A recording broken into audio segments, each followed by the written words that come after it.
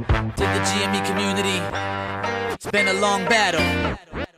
Fudge, shills, corrupt hearings, corrupt politicians and regulators, smoke and mirrors and a front row seat to the greatest clown show on planet Earth. Hey yo, whoops, let's get it, they ain't ready. About to open up a can on Mafia Don Kennedy. Short position heavy, he walk the edge of machete. The premiums, I bet margin is calling them already. And Jeff Yas taking the loss, Susquehanna going down to the tuna. Rick of spades and bananas, wonder how much stamina Mafia got left. Gonna bind DRS till we beat you to death. DTCC, screw the booch, big time. Jaw, you something the big doodle this time. Processing the split wrong, deliver it. In the words of Wooch, couldn't deliver it. So they splitting it absent, the dividend. Way to let us know that the Moaz is imminent. So evident, overwhelming the evidence. Share swim infinity pool, last forever, man.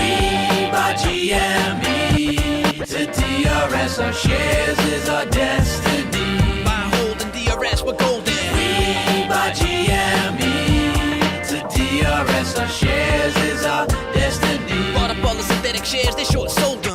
Yeah, time to deliver it. Hands turning straight into diamonds, they're shimmering. Smile on the air, but behind scenes they're quivering. Games coming soon with the mutable and it's simmering. Yeah, and I can't wait till they release that. On the marketplace, collect the pieces like I'm B-Strat. And you know I need that. Come and spin the wheel like Kyoto. GME run the game and you know so.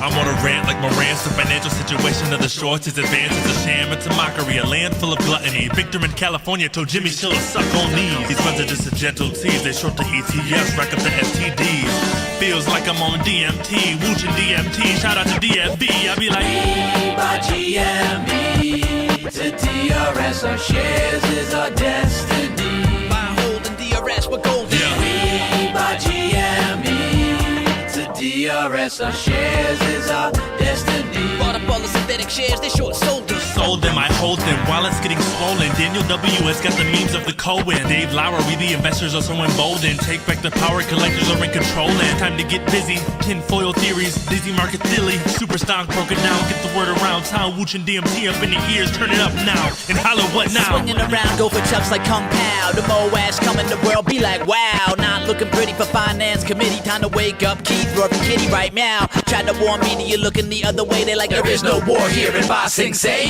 I'm like, okay, don't escape Pompeii. There's a fork in history, you headed the wrong way. We buy GME to DRS. Our shares is our destiny. Buy, hold, and DRS, we're golden. Yeah. We buy GME to DRS. Our shares is our destiny. Bought up all the synthetic shares, they short sold them. Sold them.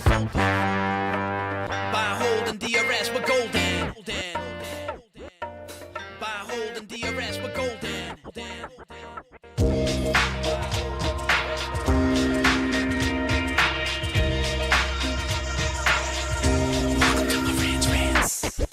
Welcome to Marantz Rantz, no advice on finance. Spin the wheel and take a chance. Get an NFT and a little education. The system got undertold, that knowledge is flotation. You wanna learn? Well, you came to right place. You're pumping AMC, might get slapped in the face. Get your due diligence, know who the villain is. Don't be a sheep when the shepherd's carnivorous. So come learn, laugh, and maybe you win big. And listen up, y'all, the wheel is not rigged. Everybody get a chance in the live chat. Kyoto spin wheel, you win just like that. Retail fight back and this retail winning. Y'all just wait, man, this is just the beginning. All fellow simians, GME group singing the truth. We just chillin', infinity pool swimming. So welcome to Marantz Rantz. A lot of knowledge but no advice on finance. Don't even need pants, you can tune in naked like Kenny the Mayo Man. Internet's most hated. Don't wanna lose your money, then it's time for you to listen. If you're ignorant, invest in AMC, a superposition. The stream about ready, they told us to don't dance. I do what I want. Welcome to Marantz Rantz. Welcome to Marantz Rantz. Welcome to Marantz Rantz. Welcome to Marantz Rantz. Welcome to Marantz Rantz. Welcome to Marantz Rantz. Welcome to Marantz Rantz. Welcome to Marantz Rantz. Welcome to Marantz Rantz. Welcome to Marantz Rantz. Welcome to Marantz Rantz. Welcome to Marantz. All right, guys, welcome back. Welcome back to Marantz Rants. Plenty of good information, a little bit of motivation, a whole lot of truth, no financial advice. I'm going down to the Discord right now. I'm going to go to live show chat. I'm signed in. I'm going to invite people into this chat. And the reason I'm going to invite people, let me see, create an invite, open. I think it's this one right here. I'm going to allow you to come into the Discord. And I had named this stream Exit Plan. And I plan on talking it out with you guys. Tell me about your exit plan for this investment called GameStop. I'm going to tell you mine today. I'll tell you that, and we're going to talk it out. I was thinking it through this morning So that's a good time to have this conversation because the truth is, guys, you know, I was presented with something years and years ago, an exit plan for my investment, and slowly but surely, it has changed over the years. Some people would say, you move the field goal post, things like that, and we're on air now. There we go. And the truth is, no, I haven't changed. My strategy's been the same the whole time. But before we get there, we have plenty of headlines to go over. We have some news to go over. We have a YOLO update. We have power packs to open. We have fundamentals to look at. We have a lot to talk about naked shorting, if you guys are not familiar. Did I update that already? Let me see what I did. I want to make sure I did, right? Okay, so I did update my counter. If you guys are not familiar with the show, down here, right? Let me see, right? Down right here is going to be the stock ticker GameStop, right there, 22.46 a share, which is crazy. Okay, then over here is going to be my share total, 1,229.52, about half a share today, and that's how much money I have in the GameStop, $30,000, 241.20, and that's the date, I guess. Yeah, 26. Yeah, it's all there. So check this out, guys. Just so you guys understand the way it works for me. I'm going to be the living example, the testament of what it means to diamond hand your shares, invest what you can, and don't overextend yourself, and be extremely patient. I know a lot of you are dealing with personal stuff. A lot of people are coming to you and telling you, hey, you have a stack of cash over there. We need to do something with it. Trust me, you might put yourself in a financial bind. There's been times where I was broke, completely broke. And I never thought twice. I never thought like, hey, I should sell some of this and then I'd be okay, or I'd be a little stress-free. I want the stress. I want the stress because it's going to be that much more enjoyed once this all happens. There's this thing, this healthy paranoia that I live with. I'm a culmination of all my choices in life. Like literally, I've always said this, that mountain full of failures, there's always that one success on top of it. So as you climb up this mountain, all the failures in the world, all it takes is that one shiny moment. And right now, a lot of you guys are looking at this investment that way and saying, okay, when's the fruit going to come? When's it actually going to, look the part? And, you might be in real despair. Like, I'll give you an example. 4 years ago, I've been invested with GameStop almost 5 years now. And I remember in the past not being as educated as I was on markets, on fundamentals, on valuations and metrics. I didn't understand everything. I just felt I trust Ryan Cohen. I love the company. And it looks like a manipulated stock, yes. But I wanted to know more about it. And then the business model came into play. And I'm a retail guy, so I really understood that side. And I saw the transition. I saw the pivot. I saw what I see today. Saw this years ago. 4 years ago, we were talking about this, and I was like, well, look at the synergy. Look at the way it's planned out. I would look at the store the way it was merchandised. I would go in and be like, oh, okay, that makes sense. Like where they put things, why they do it. And I was like, okay, now these guys are doing the things you need to do to be a better business. And then the products and, the SKU count. How many do you really sell? What do you sell? What are the margins? And I've seen margins increase on GameStop from 16% after a quarter all the way to now 34.5%. So over 100% increase on margin, a gross profit margin. I was looking at there was this one employer and they were giving like this aptitude test for employees. And they were asking employees, do you know what gross margin is, right? Your gross profit margin, how you get it. And you would have to go back and say, well, the sales, right? The revenue minus the cost of goods sold, the COGS, and that gives you your gross profit margin. Then you deduct your SG&A, your expenses, and that gives you net profit. So you'd be amazed at how many people don't know that. As far as employees go, managers go, supervisors, whomever. But the minute you realize that and you start thinking in those metrics, you will be a better business. You will understand controllables. You will understand just how do you get this number. And then you'll look at other companies and you'll read the same financial statements, the same fundamentals, and you'll say there's no way they could make a profit. There's no way they could pay for this or pay for that. And that was the friction here for a lot of us investors, because you saw social media, YouTubers, TikTokers, Twitter, everybody tell you GameStop's a non-profitable company. They're a deficit company. They're going to go bankrupt. They're what we call distressed credit, right? That's what they're looking for because there's no way they could ever pay back. They're a distressed company. And it was so far from the truth if you actually read and you understand the way fundamentals work. And that's where I was explaining, over all these years, trying to find the best way to explain it. You might be a professional yourself. You might be a meltdowner. You might be a CPA. You might be on the other side of this trade. And it's taking you so many years to explain yourself. And maybe you didn't get it right the first time, or maybe you didn't explain it the proper way, or maybe people had questions and answers. And people always ask the same thing to me, like, Marantz, how could you talk about GameStop every day for the last 5 years, right? Like every day, 4.5 years of just grinding, talking about GameStop. Yeah, because there are people out there that don't know how to explain it to themselves and or to other people. They have to hear it, and listen, and then learn it. You got to learn it, then you got to, attribute it. Like you got to go, okay, now this makes sense. Why am I buying $10 today? Well, I'm strapped. I have bills. I have stuff in front of me. I have a whole life in front of me that I'm trying to live. And then I go to my wife. I say, okay, what can I afford? My wife says, as long as bills are getting paid, here's what we have. And I say, baby, you know what? You're right. Let me do this. Let me do that. I make big investments when I can. And then when I can't, it's $10, and people laugh at you. People will laugh at you and they'll go, you're just doing $10 today. And I'm like, yep. Mm-hmm. And I don't think twice. I'm not like worried about it. $10, I don't need it. I'm good. $10 the next day, don't worry about it. I'm good. Let me show you guys why I'm talking about this. Okay. This is my personal account with GameStop, currently valued at $27,621. I have put in over $30,241. I am down 8%. 8.5% on my investment after 4.5 years.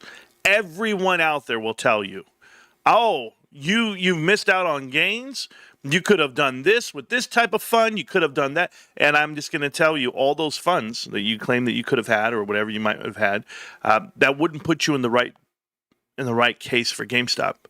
You wouldn't have a $24 cost average. Maybe you would have less, according to some people. Well, now I'd buy in. Your conviction wouldn't be there. If you didn't ride the whole way, nothing would be there. But you probably would have spent all that money, by the way. But here's where I'm at. $10 a day. It's the truth. For the last 5 days. $10. That's all I've got. And I'm good with it because let each day pass, and now I have 2 shares. Right? I have 2 shares, a half, 2.5, essentially. So I have all these shares at this price point. And after a while, it just keeps adding up. But we're going to be sitting there real soon, you and I both. And that stock price is not going to be $22.47. Holding it down is one thing. People always talk about the short interest on this stock. Well, Marantz, the reported short interest, don't let me just say it. Let's go ahead and show it while we're here. And let's explain some of this away so that people know what's going on. Short interest.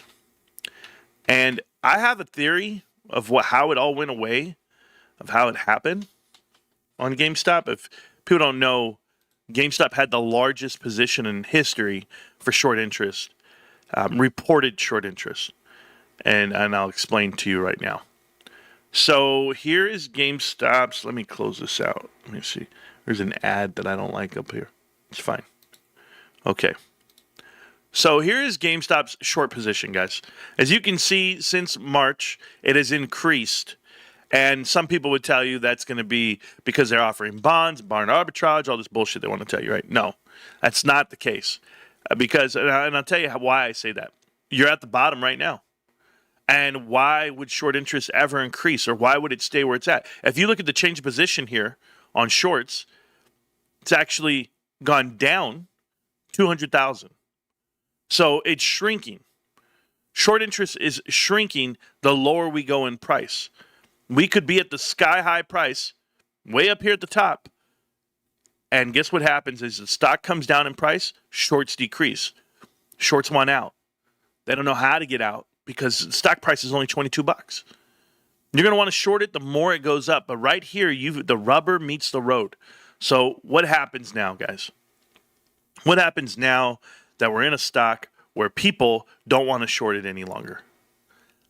Long time ago over here, way over here, shorts started closing as GameStop started running. Right here. You'll see it. This was in May and June of 2024. Shorts started closing like crazy. That whole run. Well, shorts started closing right here, and there's no run. This is where you're at. You're at the end of it all. You're at the moment. And how can you say that, Marantz? How can you tell me that? I'm going to tell you how. Because the massive increase of shorts, right here, 2 tranches, massive increases of shorts, right?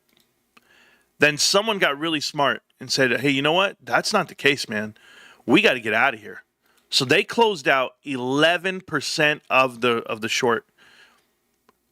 11% change of the short, 9 million shares. So it went from 80 million short down to 67. You're looking at 13 million shares short closed. They don't want this. They don't want this fight anymore. Some people are getting out of the way. Some people are going long. They're going mighty long. But to have a 19% reported short interest just 2 months ago, and then the stock price actually show the movement of 2 months ago, I'll show you right here. So you mean to tell me 2 months ago, they closed their shorts. They came down, closed down here at the bottom, and no price actions happening. Do you guys know about reported shorts, like short interest, the way it works? Like, you don't have to short the shares individually, own the security itself. There's an agreement, and we talked about this swap theory with a lot of people. I've had it out with everybody. And people don't understand the swaps. And that's why I tell them, go watch The Big Short, bro. Go talk it out with some financial bros, and you'll understand what I'm saying to you. There is more money circulating around GameStop than what's being reported right now. I want to make that very clear. It is a $10 billion stock. It's a market cap of $10 billion. They have given GameStop over $4 billion cash, but it's only worth $10 billion. Right? Yeah. No, they pin it down. They're manipulating the market right now in front of you. But they do it with swaps. And here's why. Because swaps does not force you to have the position. It doesn't force you to have shares.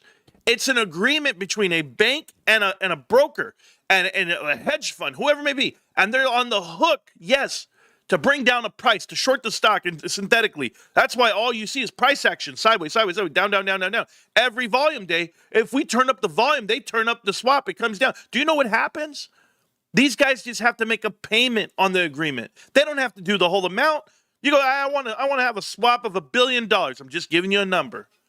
$1 billion over the next 5 years. They go, shit, yeah, we'll write that for you. Here's what you're going to pay us. You're going to pay us a premium. You're going to pay us per month to hold that position. Boom. You don't have to come up with the whole billion. You just have to come up with the monthly payments. That's it. And we're bleeding them. We're bleeding them the whole way. But do you know what they have? That $1 billion that they went ahead and agreed to the swap for, and they're making payments on it. Let's just say they make, and I'm giving you an example of a 5-year swap. Let's just say they're paying $20 million a year, right? Or 20% a year of it, and that comes out to $200 million. You divide that by 12. What are you sitting on? 13, 14, 15 million a month. So all they got to do is come up with about $15 million a month, right? Here you go. That's it. To hold a position of $1 billion, right? Committing to a swap for $1 billion. Here's why they get to just make the $15 billion. Because the other $985 million, they're using that. They're using that. That's the leverage. You know how you know? Because they go pump NVIDIA, because they go pump Microsoft, because they go pump other things with that cash to offset the leverage. The whole idea is to never be done. They can leverage themselves and make it look like, hey, we're done with that company. We're tired with that investment. They can just push it out sideways like they are right now. I don't care. I don't care one bit. Exit strategy, my ass. Let me tell you something. All of these guys are in on it. Every single analyst, every single financial firm. And you think I'm crazy? I'm not crazy. This is your Michael Burry housing market. but it's against one security that would have bankrupted a couple of private equity bros that own the media. They own the media that feeds you this information. Ryan Cohen's a terrible CEO. Ryan Cohen's a failure. Look at it. The numbers don't say that. The numbers say the complete opposite. How about buying? How about investing? There's a limit to the dumbness. There really is. It's called $22.50. It's called $21. That's the limit to the dumbness. They know that if they actually brought it down even further below cash, are you kidding? Cash per share on GameStop is around $20. I'm ballparking a number. You're going to buy it at $20 a share minus the cash. I mean, what are we doing? And we all look at each other like it's crazy. We're calling up our brokers. We're calling up our wives and our kids. We're telling them, guys, we're 14 fucking days away. Excuse my language. We're 14 days away. We're 15 days away from earnings. We're somewhere near here. Something has to break. A levee has to break. When it comes to GameStop, guys, I rant all damn day. But if you don't think that there's the short position against it, then you don't understand the swap. You don't understand how they leverage it, how they're allowed to. There's regulations against shares all damn day. Not against swaps. Nope. Synthetic? That's it. I just got to come up with the position. Say, you know what? I have the money to prove it. I have the money to represent this position here. But I don't have to report it to FINRA. I don't have to show the short interest. All I have to do is 16%. That's what they are. Some people play by the rules. Tell me I'm wrong. Tell me I'm wrong. Go ahead. What's the leverage?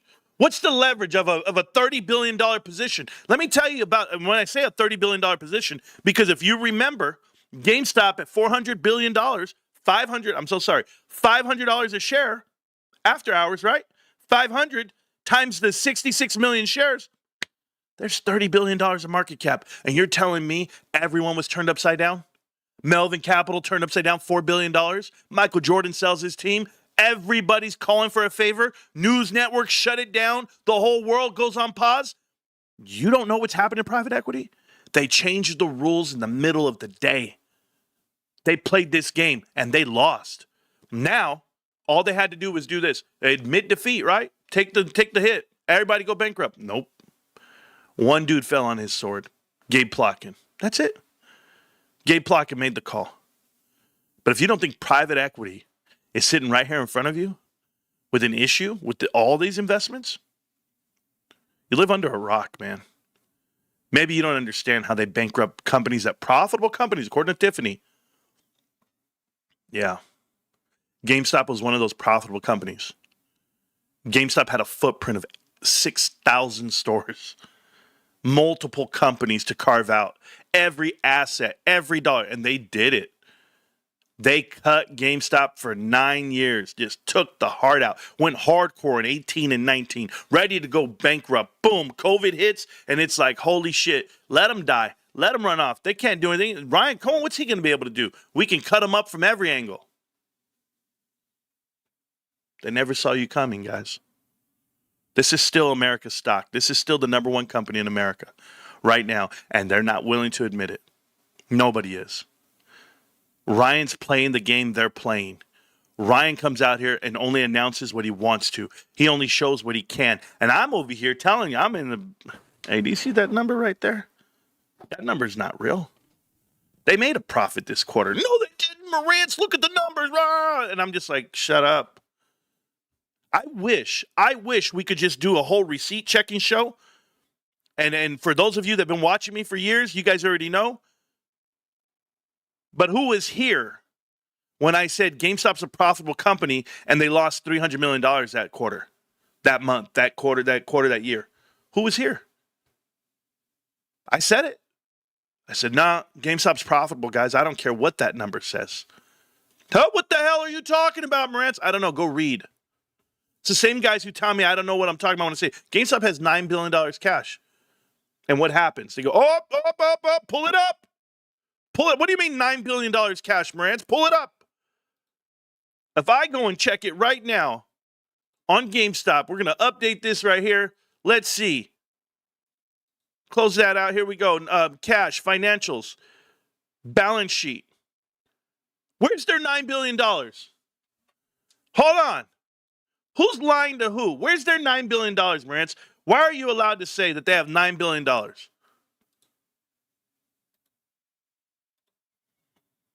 Right there. It said 6.3. I'll tell you why you get to say there's $9 billion and why you get to say things about GameStop that no one's willing to admit. It's because you do the homework. You're extremely informed. You know exactly what's coming. We know right now in about 2 weeks' time, guys. In about. Because I expect GameStop to announce that they're going to be doing earnings within 1 or 2 days. You'll see the 8K drop. Everyone out there trying to give me an earnings date, don't. I want to wait for GameStop to give me the 8K. It's going to happen right after hours. Maybe today, maybe tomorrow. Who knows? Here's the truth. GameStop's going to come in with a massive number this quarter. The earnings on this quarter are going to be massive and bigger than any quarter we've ever projected. Bigger than any quarter we've ever projected. Last quarter, we came in at what, 44? You know, I'm crazy. It should have been 70-something, but I'll leave it alone. But, I mean, I just know the numbers before they happen. So I'm always excited. Right here. GameStop on the income statement came in at 24 on ops. Interest, because the asset write-down, they came in at 44.8. Yeah, no way. You're going to get this back. You're going to get this back this quarter. So you won't have that. You'll have 35. You'll have $80 million right there. So there will be $80 million. If you go to quarter two last year, they're going to be at $80 million. But then you're going to have a little bit more interest. So about 20 more, at least 20 to 25 more. So you have plus another 50. You have $130 million worth of profit.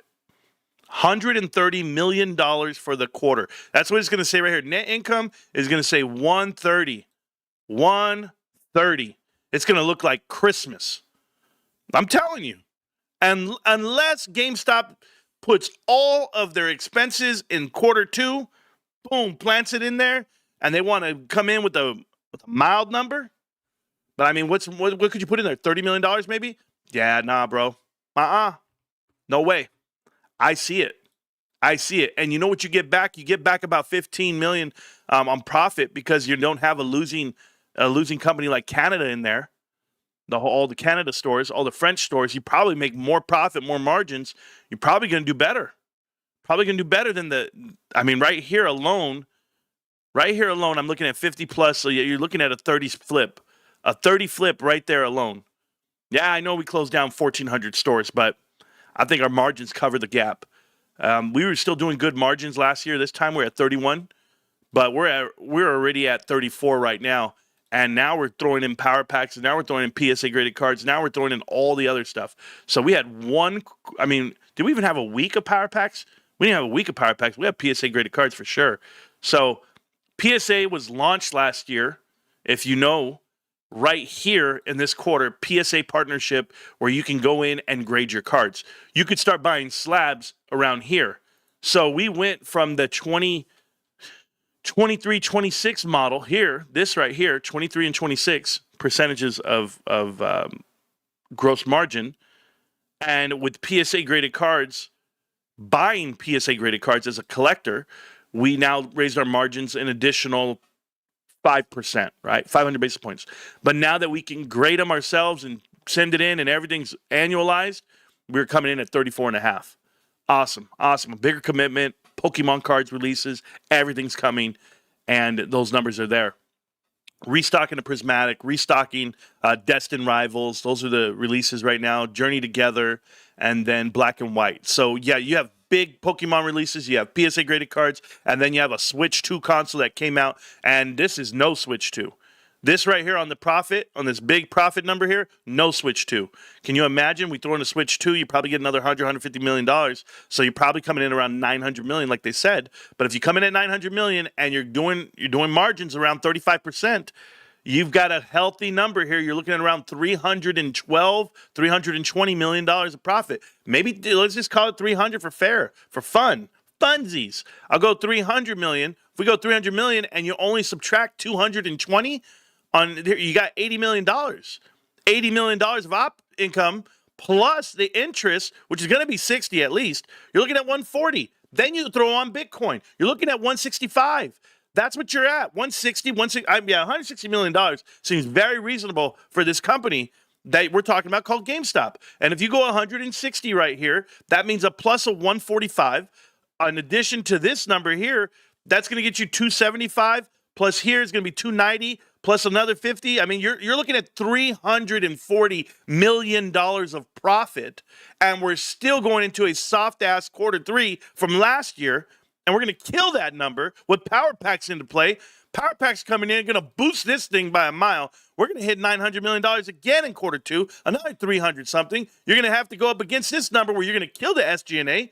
And when you come in with that and your margins and sales, everything, you're looking at another $140 million quarter. So if you're going to go 140, 140, 140, and this should have been 80, you're looking at what? I'm not really good at math. I'm saying about 80, 60, 200. That's a $500 million company. $500 million. And I'm not even counting the correct interest, because if we're doing interest off of $9 billion, this should be 80, not 50, not 60, 80. So you can give me another 20, 20, 20.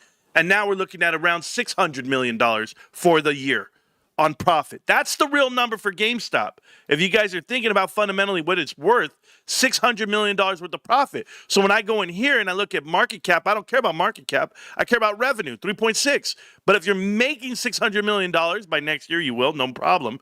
But $600 million. Well, guess what? I can go look at a company like called Palantir that makes, let's say, do they make $600 million? They make $700 million. Okay. They have the same amount of revenue, and they make $700. GameStop makes $600, same amount of revenue. Oh, wait, they're $380 billion. They don't even have $9 billion of cash. So if they deployed all their cash in the world like GameStop could, these guys, are they at $9 billion? They're at $6 billion. They're $3 billion short. Yeah, dilute a little more. I'm just telling you, man. The valuations not given to GameStop, they're not afforded to them because they are mass manipulated on short interest, on swaps, on synthetic shorts, on naked shorts, you name it. And every meltdowner out there that talks shit about this or says it's not true, it's absolutely true. I just don't care to go ahead and say, well, this is why the stock is here. No, I don't care where the stock is. I don't give a damn what price that stock is. $22.39. Guys, I'm sorry. It keeps coming down. You guys want to keep playing this game? I have no choice but to throw in another $10. Another $10. That's all I got. You know, maybe $10. I mean, that's going to be huge for me one day. No, it's not. You know what? Let me show discipline. Let me show discipline right now. I need to go chase it. I don't need to go chase it. You know how many I have below $22? I got a lot below $22. Maybe I've been buying it for like 2 years below $22. You guys got to know that. Don't worry, cost average is 24 and some change. So, you dreamt about 920 revenue last night. I didn't do that part. I mean, but I'm here. But you know what? Power Packs. Whoo, shit. I sang the entire Marantz Rantz sing song in my head today while showering.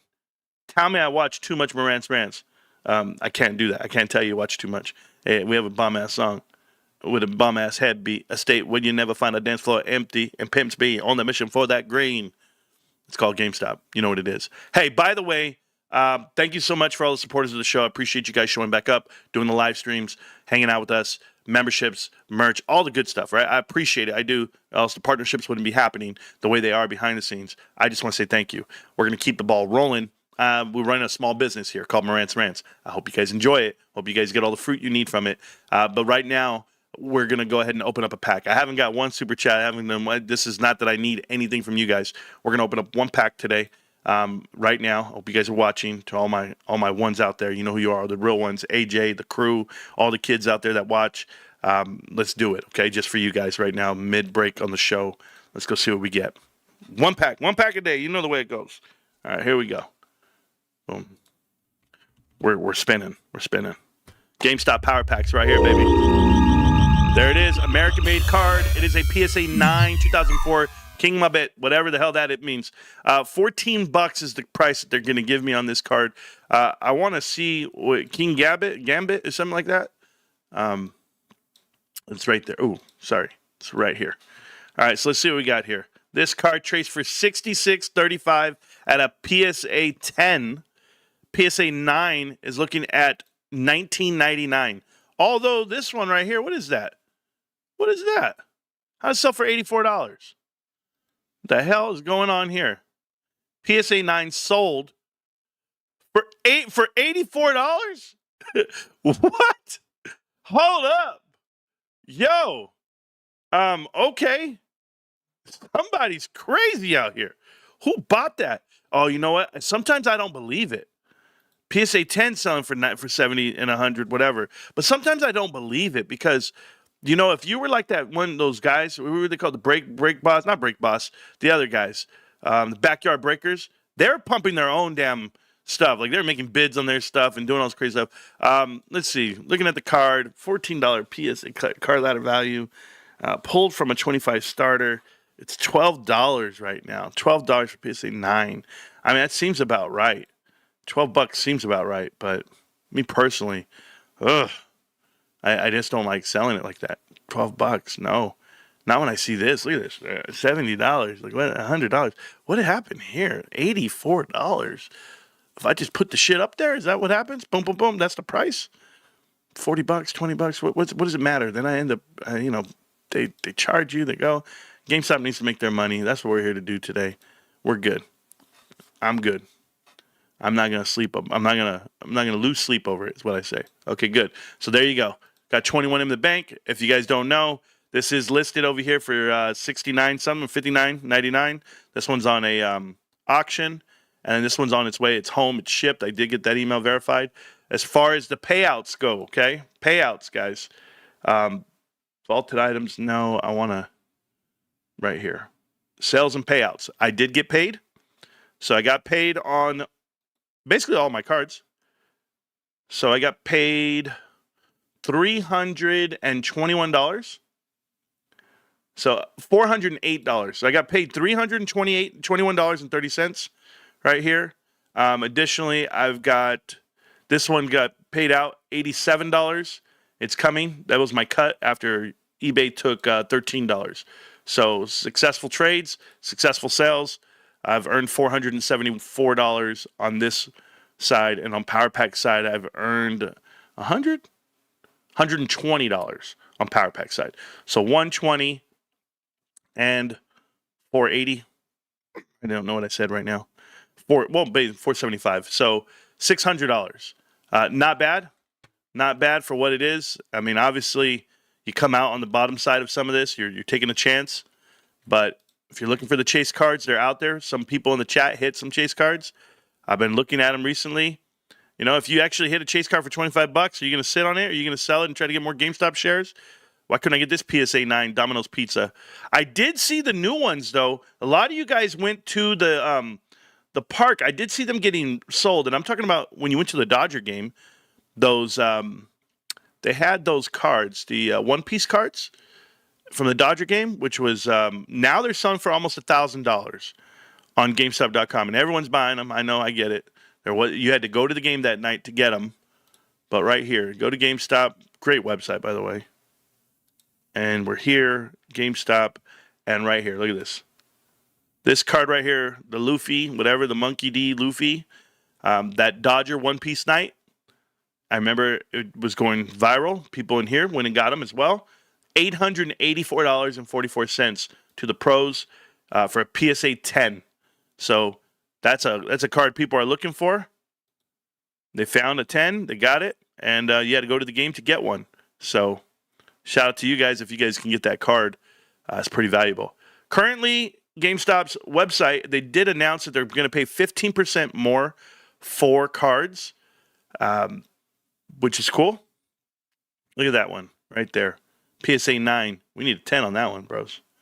But I've given away all these cards. I've given away all these cards. It's good times. But 3,002 cards on the website, okay, guys? 3,002 cards on the website. Picking it up. But yes, GameStop is giving away 15% more for each trade-in of a PSA card, 8, 9, or 10. So does that mean their inventory is down? No, maybe. I don't know. It's sparking something. Downside risk is limited with $6 billion in cash and crypto. Thank you for letting me know that, Seeking Alpha. GameStop has no downside risk. We're going to talk about that in a minute. They're crazy, bro. What's the downside? What are you guys talking about? So I sold the card and I could have kept it, but I don't even like the artwork. I don't even know what the hell this is. I wouldn't care. But yeah, I'm good. I'm not going to lose sleep over that card. There's other cards that I want out there. Ooh, I just closed out my whole portfolio. Not bad. All right, so GameStop short interest. Huh, yeah. You know what they're doing. Or maybe you don't. Maybe you need a little bit more trust in the system. Let's see what else we got here. So we got that. We've got us. I've got the chat. Got to read the chat. Sorry, guys. Future Power Pack. Snakes, I appreciate the support of the channel, bro. Yeah, $5 goes a long way, certainly in my life. Dude, talk about tires. I have to buy 2 new tires on the back of my truck, and they were down. I had to go put air in them today. I did. And, yeah, I got back home safe. I got to eat. I haven't eaten today. I got to take the trash cans out. I'm aware, Sharon. I know, Shannon? Why do I get the names mixed up, bro? It's because my daughter's girlfriend, his fiance, is named Shannon, I believe. But in our case here with, in the channel, we are dealing with Sharon. I'm pretty sure. Sharon, yes. She's my secretary, bro. She keeps it going. Not a secretary, but she's good for the show. She keeps me on my toes, guys. Now, there was a video out there that made a lot of sense, and I couldn't show it because it had a copyright thing on there. Oh, by the way, now that we're this deep into the show, 40 minutes into the show, that dude, the stock market, bro, the one that's been talking about me, talking loose lips, sink ships, bro, says, I never did a copyright strike. I never did. Bro, I already showed everybody the truth, okay? If you don't know the truth, then maybe you're blind. This guy said, why didn't he misrepresented my video. No, I didn't, okay? I did not. What I did was I avoided this. This is what was sent to me, okay? It says, Marantz, copyright content has been detected in your video GameStop stock 120 real TA at Pro Stock Markets. The visibility of your video is not impacted, but you can no longer monetize on it. So what did I do? I clipped you out of it, bro. Had no choice. Okay? That's all that was. Don't take it personal. You, like I said, you make terrible videos, give out terrible information, and you don't know what GameStop is. I mean, it's okay. We don't fault you for it. I got to read the chat before I do the headline run. I've got other stuff coming in. We just got another super chat. Thank you so much for the $5 super chat. I know it's not 500, Jackie. I get it. I don't charge 500 for all the answers. I just give the answers for free. Checking in while being deployed in Germany. Shout out to Chris Games, bro. Out there in Germany? Guten Tag. Yeah, I don't know, bro. I'll never leave the country, right? I'll never leave America. And if I do, it'd be slim pickings, bro. It'd probably be Japan to go see Kyoto. That's it. And because I can't go to like the Middle East, I don't feel comfortable there. But there are some good people that watch the show that are there. One of my boys, Gabriel, right, the guy who watches me in the Tesla in Israel, he's an awesome dude. I just can't go. Me personally, I stick out like a sore thumb. They're like, yeah, I know this dude that don't believe in this. I'll be like, nah, man, I'm just here. I'm just here with GameStop, bro. I think GameStop is gonna be like the universal like language for everybody. It's gonna connect us all for a lot of people. If you know the truth about GameStop, it's awesome. I know people are looking into other investments that happened before. That's why I did a recap video. I don't know. I did it for members only though, I believe. Members only. If you're a member of the channel, which we have at times almost 600 members of the channel a month. But if you're a member only guy, I think we have like 400 right now. You're going to be able to see the videos that I do behind the scenes or I was talking about Corvette Guy. A lot of you guys don't remember Corvette Guy. He's a dude who used to make videos in his Corvette. And then he said his Corvette got stolen twice. And, but he would talk about pumping Mullen Automotive. And that's when I called him a liar and a fake and a phony. And this is years ago. And I was right. Thank you. But then he started talking pumping We, and I got that one right because I said, hey, look at We, look at the board of directors. They had people from Alvarez and Marsal. They had people from Blackstone. They had people from BCG, Boston Consulting Group. So all the restructuring consultants were there. If they're in your company, you should run for the hills.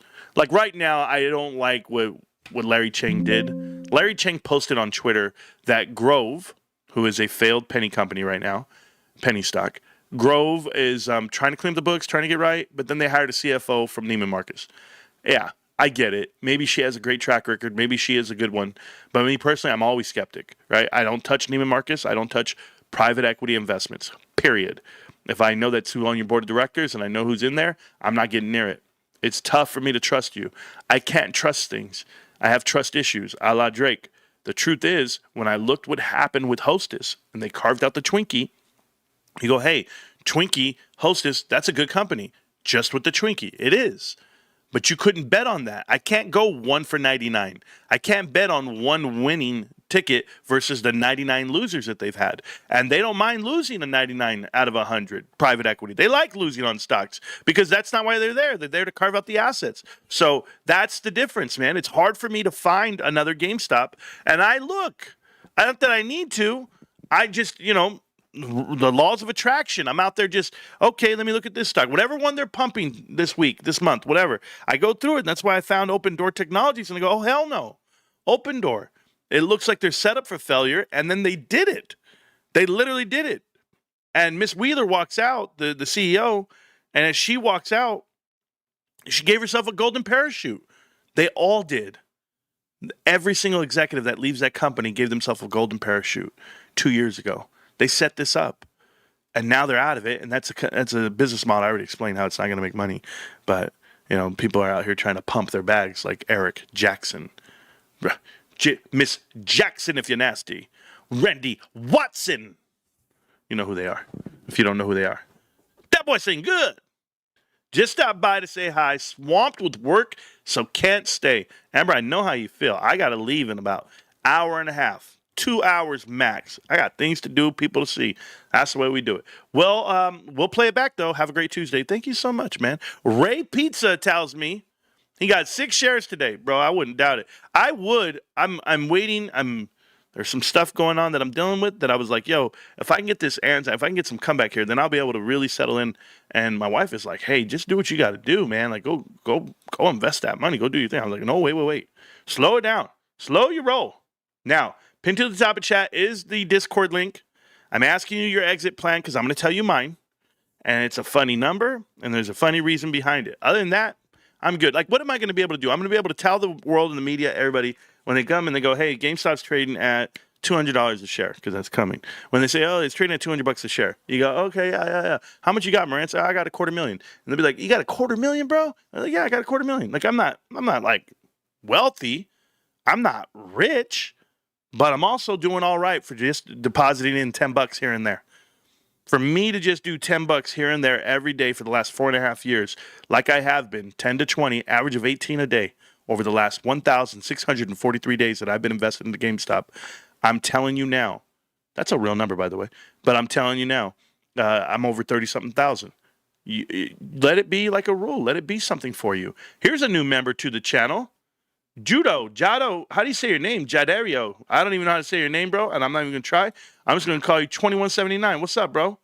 Jay, what's going on, Jay? This guy, new member of the show. Appreciate you, bro. Appreciate you. Hey, one brick at a time, one member at a time. We do our best. Exit plan is to get a GameStop tattoo. There you go. Now, I like that one.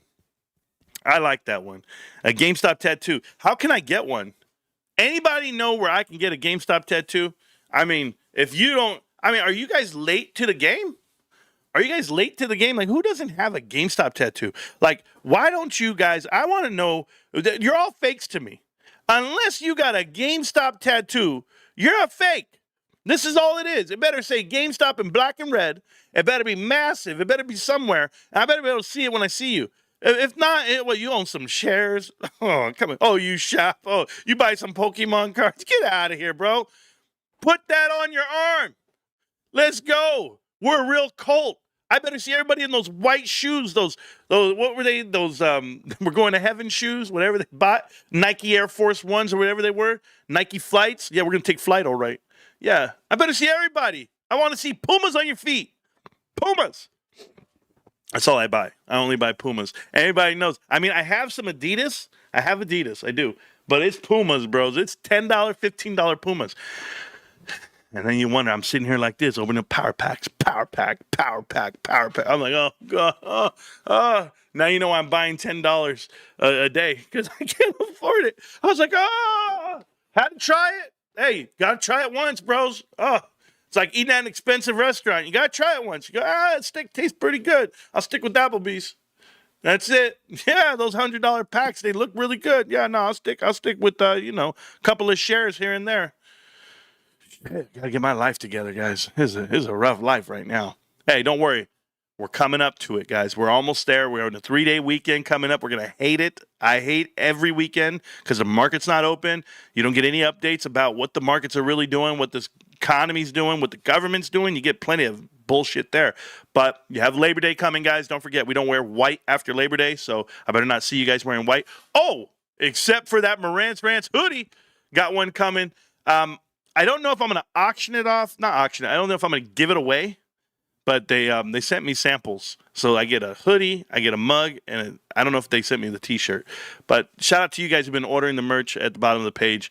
It's just Marantz Rantz shit. That's all it is. It just helps you support the platform. I guess the more interaction you have with the shop and the more interaction you have with the channel, YouTube pushes it out in a different algorithm. So I guess. I wouldn't know. I don't believe YouTube half the time. I just do my best because YouTube has their own issues. But we got a lot looking forward to. I know football's coming into the swing of things. Everyone's getting ready to waste their time doing that. Not me. Not me. I'll be right here digging deep on GameStop. Keep you informed about GameStop. Everything you ever want to know about the company, what they have coming up, what they just did, and where they're headed, like pacing-wise. And that's why this investment's so great, because there are people out here doing the due diligence, not just yourself. Other people. Look at the Discord. It's packed with people. We have over 1,200 people in our Discord. And trust me, it feels like it sometimes. There's a channel for everyone and everything. And that's free, by the way. The Discord's free. So don't come at me with the Jackie charges me $500 to give me the wrong answers. Don't do that part. I don't charge you a damn dollar. Just get in there. What a great second family we got in here. Inspired. What the hell are you talking about second family, Gabriel? I got a problem in life. I call Ruben. I call Stacks. I call Almo. I call Hot. I call these guys. What? I can't call Kyoto that much. I think I've called Kyoto once on Twitter years ago, 4 or 5 years ago. And he was about to get on the mic, and he goes, "Hold on, Marantz." I said, "What's that?" He goes, "Marantz, you're gonna hear my voice when we mow ass, bro. You're gonna hear my," and I hold him to it. Now I know his real name. I know his address. I know all this. I've sent stuff to Kyoto. He's my guy. Ravenstown.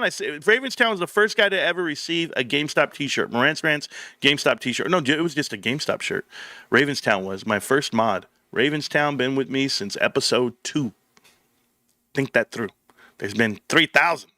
It's whatever it was. Okay, enjoy your life. Almost 4,000 videos on YouTube now. We're doing good. Hey, y'all. Hope you're having a great day. Cheers. Thank you, Peter Few. I really appreciate that, man. Shares count looking sexy, Marantz. Yeah. I did. Those are numbers I thought I'd never get to. We're approaching 5 years. Will be February 25th. I think that's the day. 5 years is February 25th. So from now until then, you figure I'm good for about half a share, right? But there's how many trading days in a month? 20? Because you got to take away weekends. So I'll just say 20. So September, October, November, December, January, February. 6 more months of buying to hit my 5th year. And if I go the 6 more months and I only do 10 shares a month, I'm good for 60 more shares. That number should be 1,270. So 60, right? So we said, yeah, maybe 90. Maybe I'll be at 1,300 by the time I hit my 5 years. That'd be a good number. Because then I go the next 5 years, I'm getting another 1,300. So I'll be at 26. When do you want to take off, bro? When do you want a piece of my action? When is it going to happen? But yeah, I mean, then that'll be, $60,000 in the stock. I'll just keep going. I'm not going to stop. You guys think I'm stopping. We're at 30,000. We'll keep going more. That's a lot of money to me. Might not be a lot of money to you. A lot of money to me. Shit, bros. Do you know to buy my house, and I live in a nice house, but I needed $31,000 to close and down payment, everything. 31 grand. You mean tell me I can buy another one? I could buy another one and rent it out and just collect wealth that way. I could do that. My wife's in real estate and we know how to manage and we know how to maintenance and we know how to do stuff. Yeah, I guess we could, huh? Maybe Marantz just going to own a whole damn neighborhood. Maybe I'm going to start doing that. Who knows? I can't do it right now. Can't do it right now. I don't have the patience or the heart for it. I think my wife just texted me. No, my wife forgot her charger. This is why I'm late, by the way, to the show, just so that we're clear. My wife forgot her charger for her laptop at home. She texted me. Oh, God, I forgot my charger. And I'm just like, I know what that means. That means you want me to bring it. You didn't even have to say, hey, babe, can you bring it? She just says, forgot my charger. So right away, I just start getting ready. And I just go grab that shit and join my truck and whatever, and I'm gone. And then I'm like, all right, I got you. And she didn't know what I went through this morning. This morning, my son said he wanted to go to school. I said, no problem, son. He goes, Dad, I want to go early. My little man's got a girlfriend. Okay, he's got a girlfriend, which is cool. I don't mind that. As long as they're getting good grades and they're dedicated and they're good, respectful people, I love it. So he says, yeah, because then and I know he got a little swag to him, right? So I'm like, yeah, what's up? Hey, bro, you tell her about the channel? You tell her about the show? He's like, everybody knows, Dad. You pop up on the For You page. It's either you or the other guy. And I was like, the other guy's ugly. He's like, yeah, well, everybody knows. I was like, okay, that's cool. So what happened? He goes, well, you're GameStop, Dad. It's not a topic that we care about. And I was like, what do you care about, son? They care about cars right now. My son's big into cars. I was like, yo, bro, do you know how much it costs? Insurance, gas, tires, oil changes? I talk about all that stuff, like life, right? So anyway, we're driving to school. He wants to get up early, so we leave like at 7. And on the way there, I know he's hungry. This kid is got to be starving because I'm starving, and I'm a grown man. I say, you want some Starbucks, son? He said, yeah. Then I started thinking, man, I'll be like, I bet you all my friends, all my son's friends think that he's rich. This kid pulls up with like gum in his pocket, Starbucks. I would have hated the kid when I was growing up. If I met my kids when I was growing up, I would think they're spoiled. And I'd be right there, you got real shoes? You got Jordans? You got Air Force Ones? Here I am with XJ900 from Kmart. I'm walking around with Spalding shoes. I'm walking around with the discount at Big Five. Hola. And I'm just like, yeah, that's what I got going on when I was in high school. Not this dude. I mean, shit. So I'm like, yo, what's up? He goes, yeah, Dad, take me to Starbucks. Yeah, take me to Starbucks. I was like, take you to Starbucks? I was like, I guess I will take you to Starbucks. He's like, yeah, I go, what do you order? And then he goes, hold on. Then he goes, looks up what he orders. And I'm like, who orders it? He's like, yeah, I'll take a matcha iced latte with vanilla foam, vanilla cream foam on top with four scoops of vanilla bean powder. Shit. And a venti. Thank you. What? What the hell was that? I don't know. So I get to the window. I start spitting this shit out. That's how I remember it, right? I was like, boom, boom, boom. And the guy goes, okay, got that. And I was like, you know what the fuck that was? I don't even know what that is. Right? So I'm just like, leave it alone. And then I go, oh, don't worry. I'll answer your questions in a minute, bro. Don't worry about it. So then I go to the window. I'll pay for it. It ends up, we get 2 breakfast sandwiches. I don't even get a drink because I can't afford it. And, oh, look, he left me the other half. So, right, look at this. I'm not lying to you. He left me the other half to drink vanilla, 4 beans, vanilla powder, whatever, all this shit this morning at 7:19 a.m. Okay, to watch this shit. So he's right there having a breakfast. He's just doing his thing, and I'm like, oh, that's good, that's good. Shit cost me $20, bro. I was like, $20. I'm just like, all right, man. So then we're driving. We're almost to the school, and he goes, hey, Dad, I hate this. And I was like, what do you hate? He goes, every time I sit down, I get dirty. Look at my shirt. It's dirty. And he picks up the bottom of his shirt and he shows me. He says that he sat on something and he got dirty in my truck. He says the passenger seat is dirty because whenever I get food, I put it in my passenger seat like a normal human. I put it over there and he says the food leaks out, maybe some grease or something. It got on his shirt. And I was like, bro, what do you want me to do? So I can't wear this. I can't. And think about how spoiled this guy is. And I'm like, I felt bad. I did feel bad because it was dirty and he looked nice. He had on nice pants, nice shoes, all white Air Force Ones. He looked the part, baby. I said, that's my boy, bro. He's going to look good. I said, nah, don't even trip, bro. I'll go get you a new one right now. You know how Dad does it? And I'm right there sweating, bro. I'm like, oh, where can I get a shirt? What's he going to do? Oh, my God, what can I? I'm like, the mall ain't open. Ross ain't open. Target ain't open. We went to Target. It was closed. I was like, shit. So I went to Walmart. Went to Little Wally World. I'm like, yo, son, what you want? You want a collared shirt? You want some? He's like, no, Dad, you're doing too much. Shirt cost me $5. I got it. Boom, bought it. Drove him back to school. Got there on time. I'm feeling good. I'm like, dude, crisis averted. I'm good. No, I got to do my wife's charger bullshit right after. I was like, man, that's why my morning's hectic, bros. My morning's hectic like everyone else. I'm just living life in front of you. But the truth is, I don't think any of them kids understand that the whole time I'm driving, I don't listen to music. The whole time I'm a music lover. All I listen to is talk radio. I listen to YouTube videos, content. I listen to economics. I listen to fundamentals of business in general. Everything I can. I like the thumbnail, Marantz. Yeah, what did it cost me? GameStop cost me a lot. Cost me, not my sanity, but it's cost me relationships. It cost me professional relationships and Cost me a lot of things, guys. A lot of things. And I've passed up a lot of things along the way. But I'd rather be here with you guys. There's no doubt in my mind that I would be somewhere else in life professionally if I wasn't in front of you right now. But that's the sacrifice I chose to make. And it's a sacrifice that my family has chosen. You know, there's weekends. I'll give you an example. I read a beautiful letter, by the way. I read a letter that really touched my heart. I got sent a letter, right? And this letter was a thank you letter. And I won't read it to you. I'm just going to. So it's a 2-page letter, right? 2-page letter, right? Boom, boom, boom, boom, boom, boom. Letter. And what it was thank you to my wife and I for what we do for the community and when we can. And I'll tell you guys something, like the sacrifices that we make on a weekend just to go out there and give away free things to the kids and you know, all for the content, right? It's about content. It's not about content. It's about awareness. It's about getting the word out. People would never know. Like if you're going to watch me for Pokemon cards that I might pop open, or you're going to watch me for GameStop info, or you're going to watch me, you know, because I'm funny, or am I? I don't know. You're never really going to understand the whole story, right? There's a family behind this. There's a family behind the man, behind me. I've got a following, but the following is a community of us. We've donned the name Team 51. We didn't even know that's who we were going to call ourselves. If you remember when I first started, I said, I don't know what we're going to call ourselves. I didn't know what to do. We weren't the Trades Warriors or the Matthew Kors Delors or whatever the hell they were. We weren't any of that. We were just a bunch of dudes trying to understand the internet. And I've made a lot of friends along the way. And, you know, we got an art guy who's very good, Trove, a music guy as well. I've got another guy who does music, you know, DMT. I've got a clothing guy, Hosco.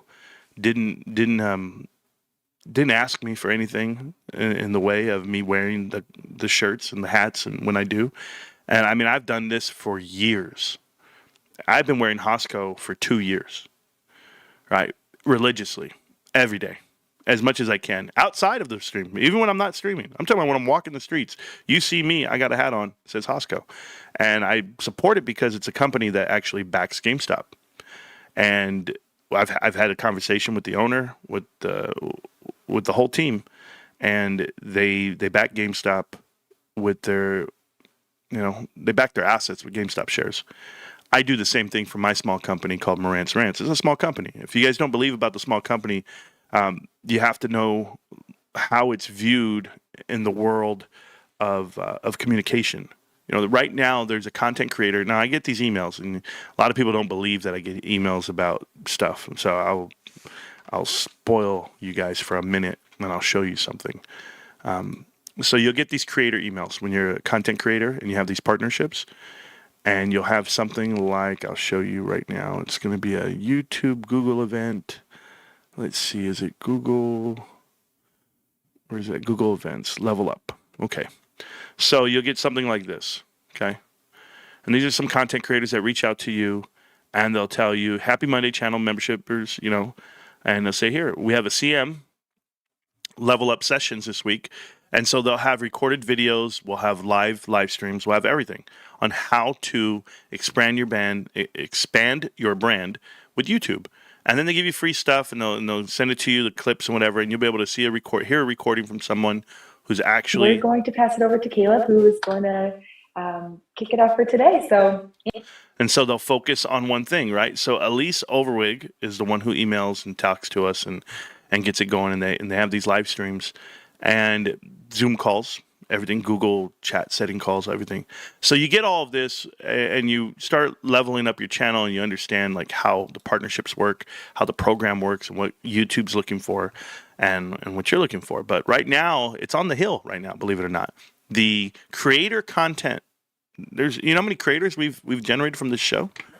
I mean, can you look around you? There's tons of creators that have come out of this show. Build their own platforms, start putting up videos, start doing their thing, which I encourage, and I've always wanted to help people. I remember when I first got blocked and banned, and I got flagged for something. I was like, how do I get out of this? How does it work? Like, how do I free up the account? Or, you know, I'm gonna make a video that says, here's what I do, here's how I do it. You have to make something. And I learned, and I won. I won my case. And it was awesome. I was like, man, I felt so relieved. Yet the other person who looks like me didn't.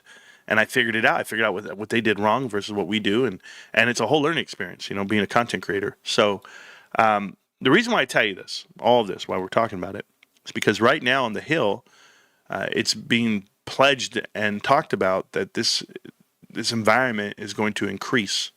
Content creation is going to increase all the way up to billions and billions of dollars generated in revenue from content creators. And you have to treat it like a small business and get the respect of it that way. So if you're not treating it that way, if you don't respect your platform and your following, then it's going to show. And that's what's being said right now on the Hill. There are 2 activists involved. I had a whole article about it I was reading. I just didn't want to go in depth with it with you guys because some people are not content creators, but maybe I'll make that video for something else. But yes, it's on the Hill right now. And there's activists, there's a lot of people out there that want this to be recognized, what we do. There's journalism out there. I don't know if you guys know about this this case. There's a case out there of a child that's been abducted, and it's his name is Emmanuel Haro.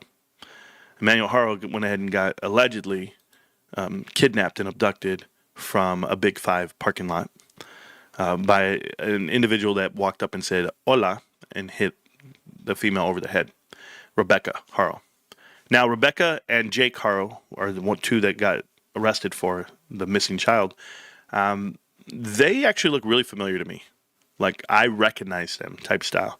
And I realize that because they live in Cat City, about 20 minutes away from me. And you remember that I see 10 to 20,000 people a day and from my job. So I was like, hey, I've seen these people before. They look familiar, but then they just moved over to Cabazon. We had drove by the house while it was set on fire. The house across the street was set on fire. And that's when my wife and I were doing the meet and greet video at the Cabazon outlets. They live directly across the street. So that's how I was like, whoa, this is crazy. This is right here in my backyard. Well, there's a content creator out there called Ahmed. His last name is Ahmed B. It's with the B. I forget. Bilos, whatever. But he calls himself On the Tira, right? On the Tira. OTT. And he's funny, he's charismatic, he's charming, whatever it may be. People like him, they trust him. But because he's from the hood. He's been in prison for 30 years. He's a content creator. He has a microphone. He does interviews. And he goes around chasing down the story. And he's very unorthodox. He's not well-mannered like the other, news anchors. Hi, welcome to the spot of we're adjacent to the... He's not that way. He's in my full capabilities in the Tira right here on the Tira. So-and-so has entered the chat, bro. What's up, Holmes? And he's real wholesome because if you see his other videos and you understand where he's coming from. Like, he did grow up on the streets. He did go to prison. He has reformed. He's trying to do better. But he's stuck into this. But now he's in the spotlight because he's following this kid child, this abandoned, this abducted kid child. And he went from 20,000 followers. He's now sitting on 500,000 in the span of 2 weeks. So his channel blew up, and he doesn't know how to handle it. He is like, whoa, wait a minute. He's getting attacked by TMZ. He's getting attacked by other things. He was on Court TV, and other creators are attacking him. And he lashes out. He makes videos and he goes crazy. Like, F you, Holmes, brother. And he starts doing all this stuff because he's never been in that environment before where you're getting attacked. But he used to have a show called Full News. Instead of Fox News, Full News. Fox hit him with a cease and desist and told him that he can't use that header anymore because it looked like Fox News. And so he came up with On the Tira, right? So he's always, I'm on the Tira, I'm on the Tira. And we'll talk about that in a minute. I'm with you on that, Kabong. Just keep writing it, write it back, whatever, and I'll talk to you. But the whole idea that I'm trying to explain to you guys is I watch other content creators religiously because I'm trying to find out how they do it, what they do, and why they do it. And then I see the reaction to when it really hits. Like when the feed hits, when you become the algorithm and everything funnels through you, how do you react? And we haven't had that here. We haven't had that. If anybody's seen our show and our channel, I remember when that was Trade Trades. I remember when that was Matthew Kors, and I couldn't explain it. I said, how? How are people believing these people that are completely wrong and they're actually pushing you to bullshit? And I knew it. And I was just asking myself, how is this happening? Like, what algorithm is going on? What information are they putting? But then I remember I wasn't as polished, or I didn't know what I know today. I would never be ready for it at that moment in time.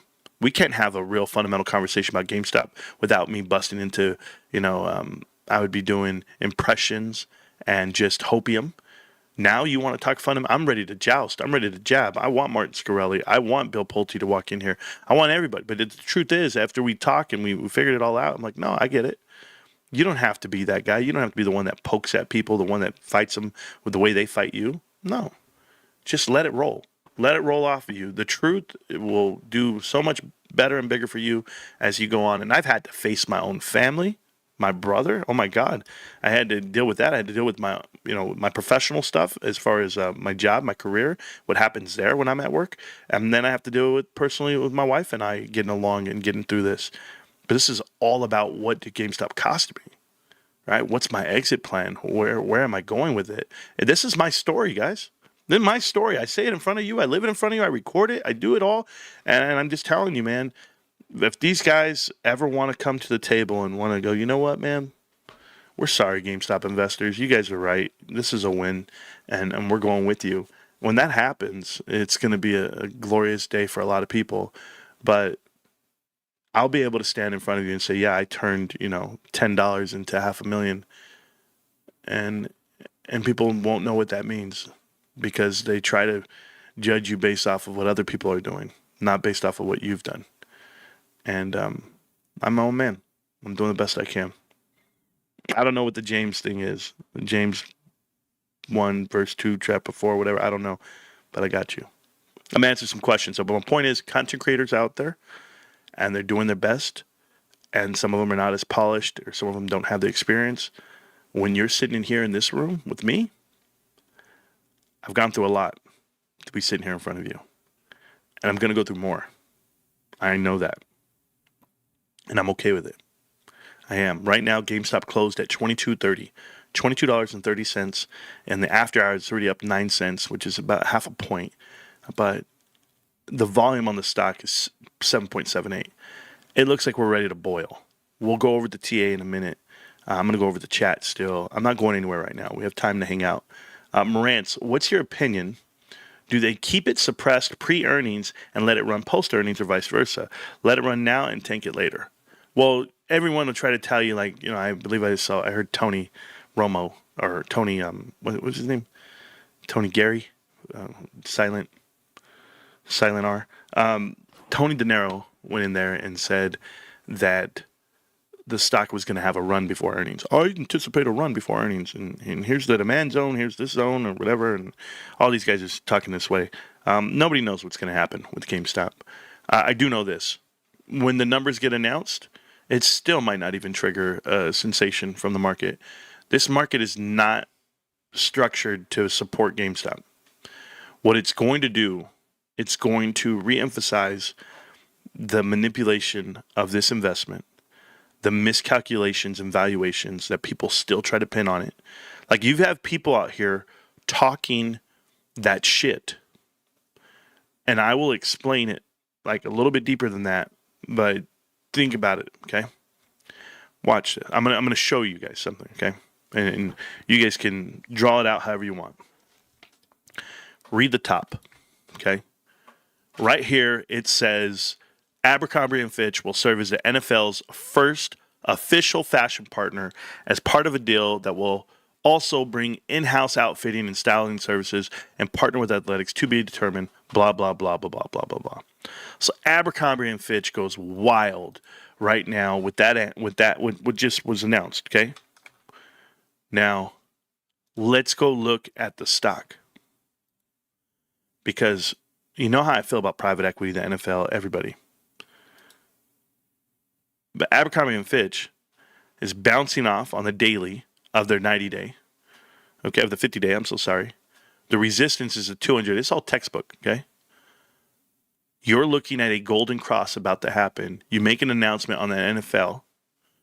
Your stock, which I told you was overvalued at 197, came crashing below the 50-day, fell through it, all the support it had, touched the 200-day. These are all fundamental bounces. Touched it. You found value down here. Look what you see. Huge green candle because people bought in at the bottom. Got it. Caught it.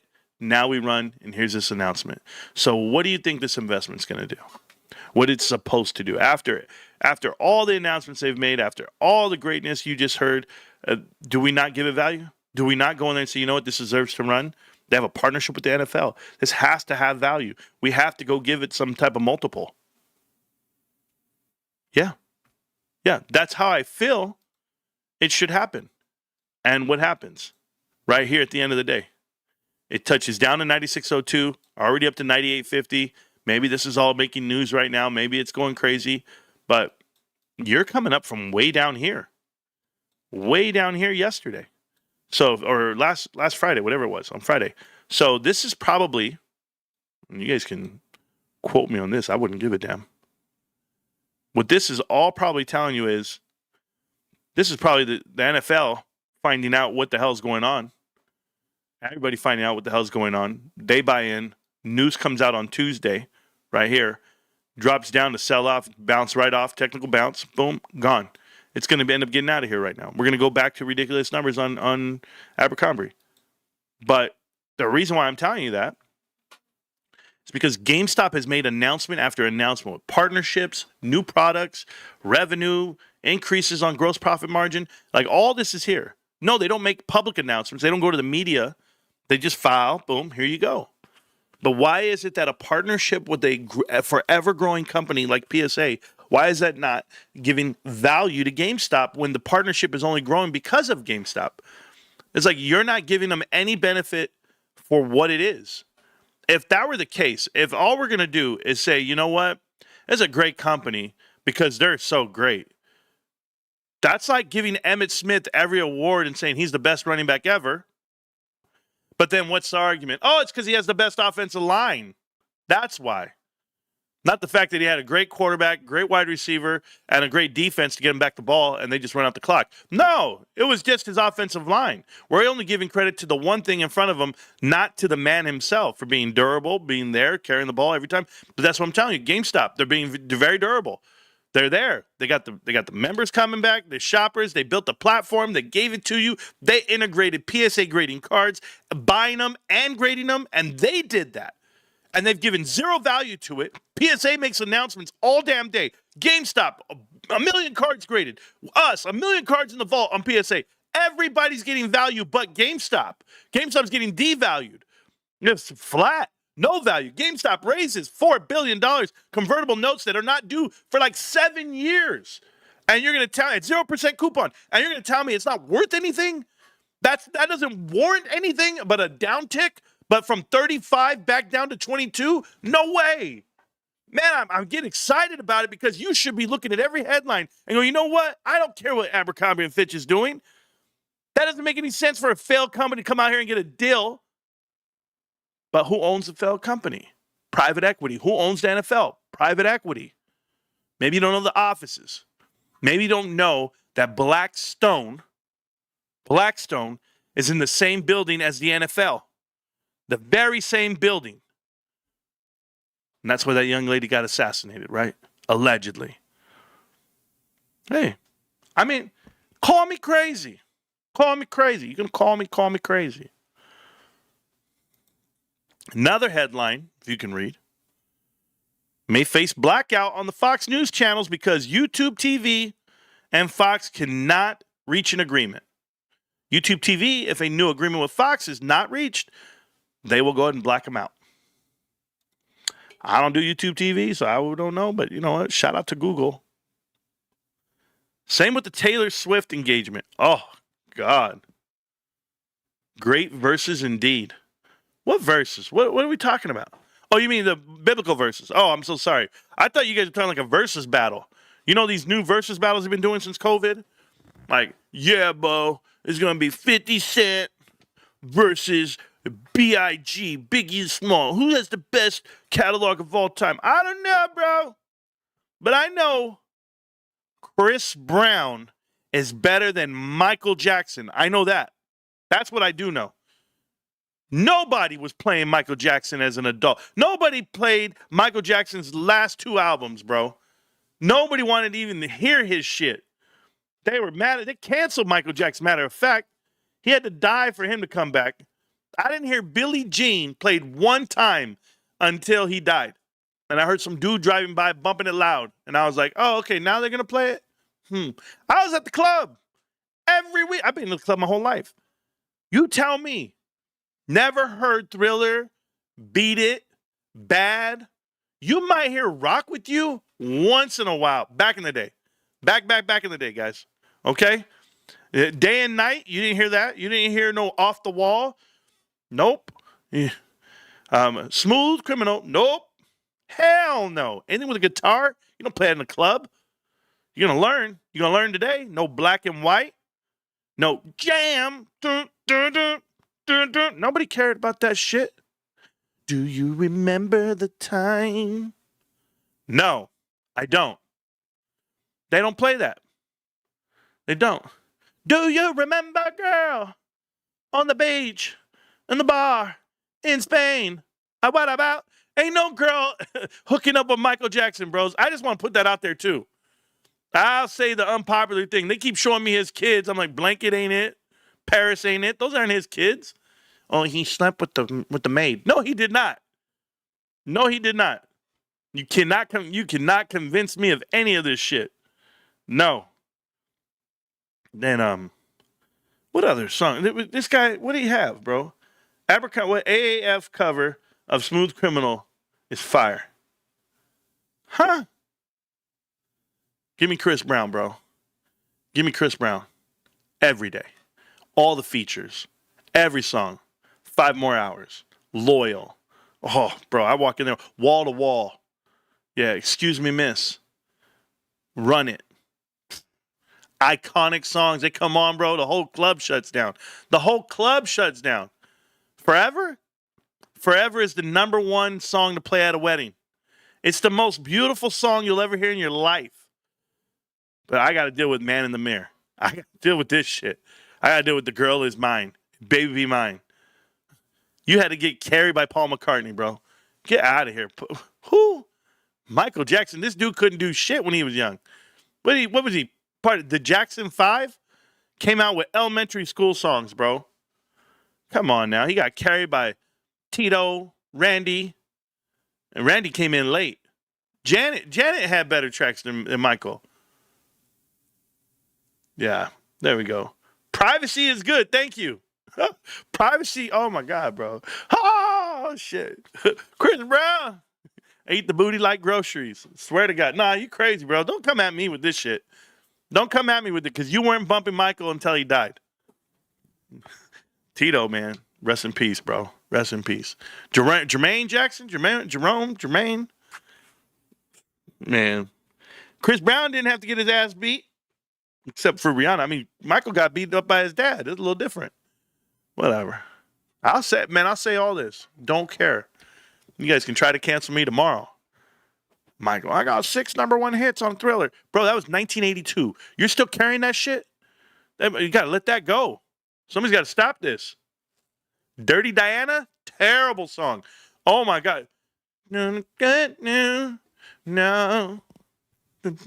Bro, there's not a good Michael. I'm serious. I'm trying to think of a good Michael song. Like, Rock With You's all right. Don't Stop Till You Get Enough? Bro, either we're doing disco music or we're doing old school, new hip-hop shit. What are we doing? He's confused, bro. His greatest song was called Love That You Cannot Save or something. I forget, by Jackson 5. Jackson 5 had some good tracks, but like I said, every Halloween they always play Thriller. Damn movie. It had voiceover actors and shit. No,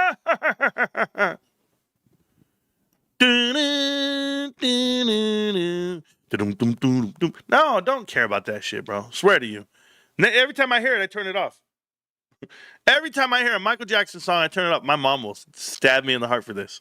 My mom will stab me, bro. Chris Brown, all day. You guys ever heard Fine China? Oh, shit. Chris Brown? Oh. No. He's got a song out there where he's a soldier going to space. I forget what it's called. It's in a video. And Chris Brown going to outer space. I got to find, because this thing, Chris Brown going to outer space music video. What is it called? Chris Brown, I blast off. No, this one right here. Is it Psychic? Well, Psychic's amazing. Bro, did we talk about Psychic? Oh, such a good-ass video, bro. That's another one. Man, his voice is better. They over here trying to tell me, oh, do a versus battle, Chris Brown and Usher. Why? Usher had one album. 8701 and Confessions. 2 albums, whatever. Trash. Chris Breezy. One time, yeah. Look at me now. Look at me now. I'm getting paper. Yes. God, it's so good. Usher's garbage, bro. Every time I see Usher, I lose. Ugh. I see Usher in person, like I see him at the concert and shit. I go, ooh, girl, don't touch him. STD. Get away. I like Chris Brown, but there's no Chris Brown without Michael Jackson. This is so stupid. This is the Kobe Jordan argument. This is the dumbest shit ever. Kobe's the greatest basketball player to ever walk the face of the planet, okay? Period. And yeah, you learn from someone, they inspire you, great. Doesn't mean that you're not better. What are you trying to tell me? A computer is better than a typewriter. We know that. But there's no computer without a typewriter. Hello? Why would you ever need a keyboard with all these keys? You can't give credit to the old shit. The new shit, up and coming. Get with it. Let's go. Breezy would have still been Breezy without MJ. Thank you. It's your opinion. It's all good. I know it is. It was my damn show. That's what we do. We say what we want. Oh, Abercrombie Fitch is up on the page? My bad, bro. Don't let me leave that there. Hey, Open, what happened? What happened to Open? I thought they were going to $20. They're $4.70. Damn, that sucks. Hey, Bed Bath & Beyond. Oh, no, my bad. It's not there. Bitcoin, all-time low for the week. Bitcoin actually came in really low, guys. Bitcoin, I think they touched down. What did they touch down to? Was it below 109? They got to 109 on Bitcoin. Gross, bros. Gross. GameStop bouncing. Look at, I like GameStop. Ooh. He said, why did they go sideways, Marantz? Why do they go sideways? Well, you know, sometimes in the world of finance, things are getting pinned down. Bed Bath & Gone, bro. That's what I said. All right. Please do not make fun of kids who still believe in Santa Claus. I know grown-ass adults who believe in the Dallas Cowboys. You know, Hulk Hogan, rest in peace, bro. But this guy. First off, I am Santa Claus. I give plenty of gifts to my kids and shit. And shout out to, oh man, my son's birthday's coming up. I had to look at the date right now. Like, it's not today, is it? No.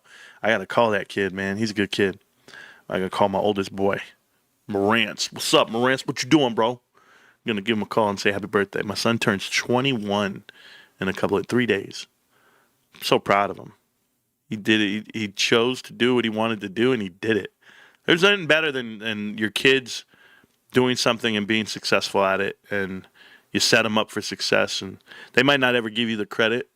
I remember, be like, hey, Dad, you know, you really put a good head on my shoulders. No, but one day they're going to thank you. Dad, thanks, man. Thanks for those chorizo and egg burritos, bro.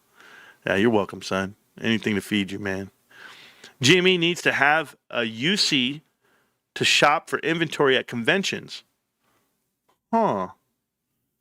What is a UC? Can somebody tell me that right there? A UC. To shop for inventory at conventions. They need to have like somebody to go out there and go get it from it, like a shop for cards? Why would I go to conventions? I don't need to go to conventions. I wouldn't need to go to, you know what I need to go to? I need to go to storage units, liquidation sales. I need to go out there. People who threw away collections, got to find them that way. One Piece got a potential, you think? I guess. I mean, it's out there. One Piece is expensive, bro, for me. GME is a $500 million company. I see it. Thank you for your truth, Hammer, and hard work. Thank you, sir. Meow, I appreciate the super chat, and you're very welcome. And GameStop is a $500 million company per year in profit. But we're still thinking too small. We haven't thought big enough because remember that, think about it like this, okay? GameStop has a business model that, oh, I'm going to love it. I'm going to show you. Why would I say it? I can just show it. Okay. Remember this, okay, guys? GameStop. Boom. Awesome. Awesome company. Okay. Lineage, history, everything they do, right? Go to financials, go to balance sheet. GameStop, minus all this other nonsense, okay? You want to look right here. It cost this company $325 million, 18 in taxes, other long-term assets is 50. So you're looking at $450 million to run this company. $400 million, basically. Why did I say 450? $400 million to run this company on assets. Your liabilities, okay, which are your current liabilities, if you look here, are going to be what? 200. You can get the leases out, other current liabilities. So let's just go 800. So 800 versus 400. Okay? 800 versus 400. $400 million in assets, 850 in liabilities.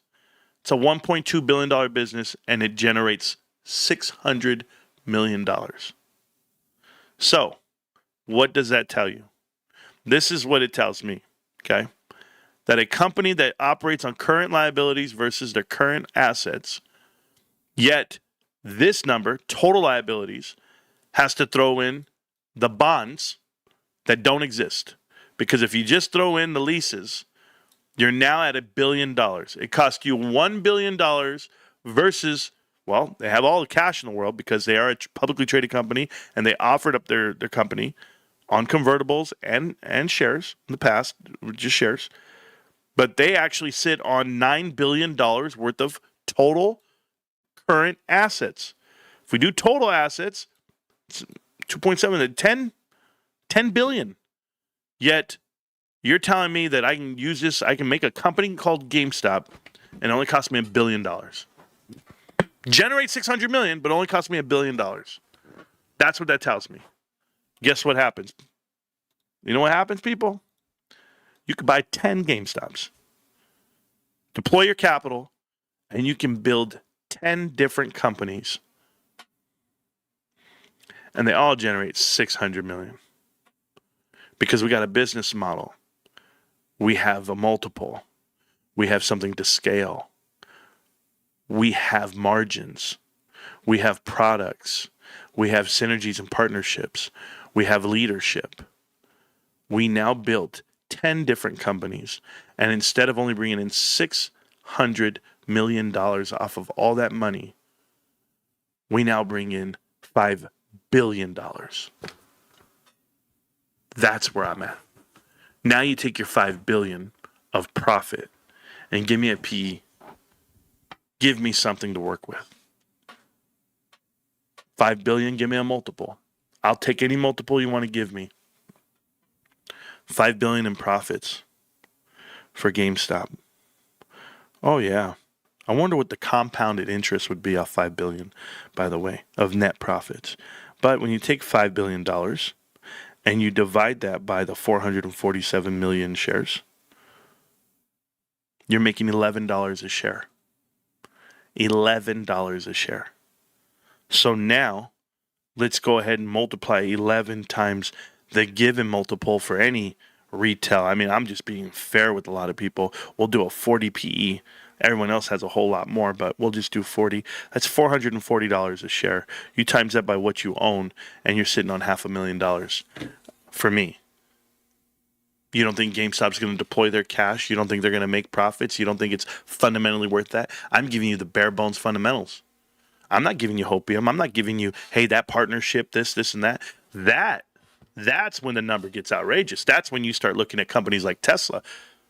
That's when you start looking at companies like Palantir. You start looking at companies like NVIDIA. Oh, don't worry. It's going to happen, guys. GameStop's going to deploy their $10 billion that no one else can get. No one else has $10 billion, and they can't get it. All their shares are out to lunch. They've offered everything. They've done all these damn. Oh, yeah. Super microcomputers over here buying Bitcoin with debt that they can't pay back. GameStop has cash. It's better than that. You know why? Because you have options. You have the option to do something. But yeah, GameStop's going to be one of the top 7 companies in the world. It's going to replace somebody because $10 billion is a lot of money. Cash. You know what you can leverage 10 on? 10 to 1. You don't think people will give you a loan? You don't think so? I got $30,000 in the bank, and they're willing to give me a loan of up to $500,000 because I have 30 in the bank. That's how business loans work, right? Well, how about when you have really good capital, you have really good leadership, and you have a great credit rating, and you don't have a credit facility as of right now? You have a history of doing great things with every chance. You don't spend the money, you just let it pile up. You know, guys, I'm going to tell you something.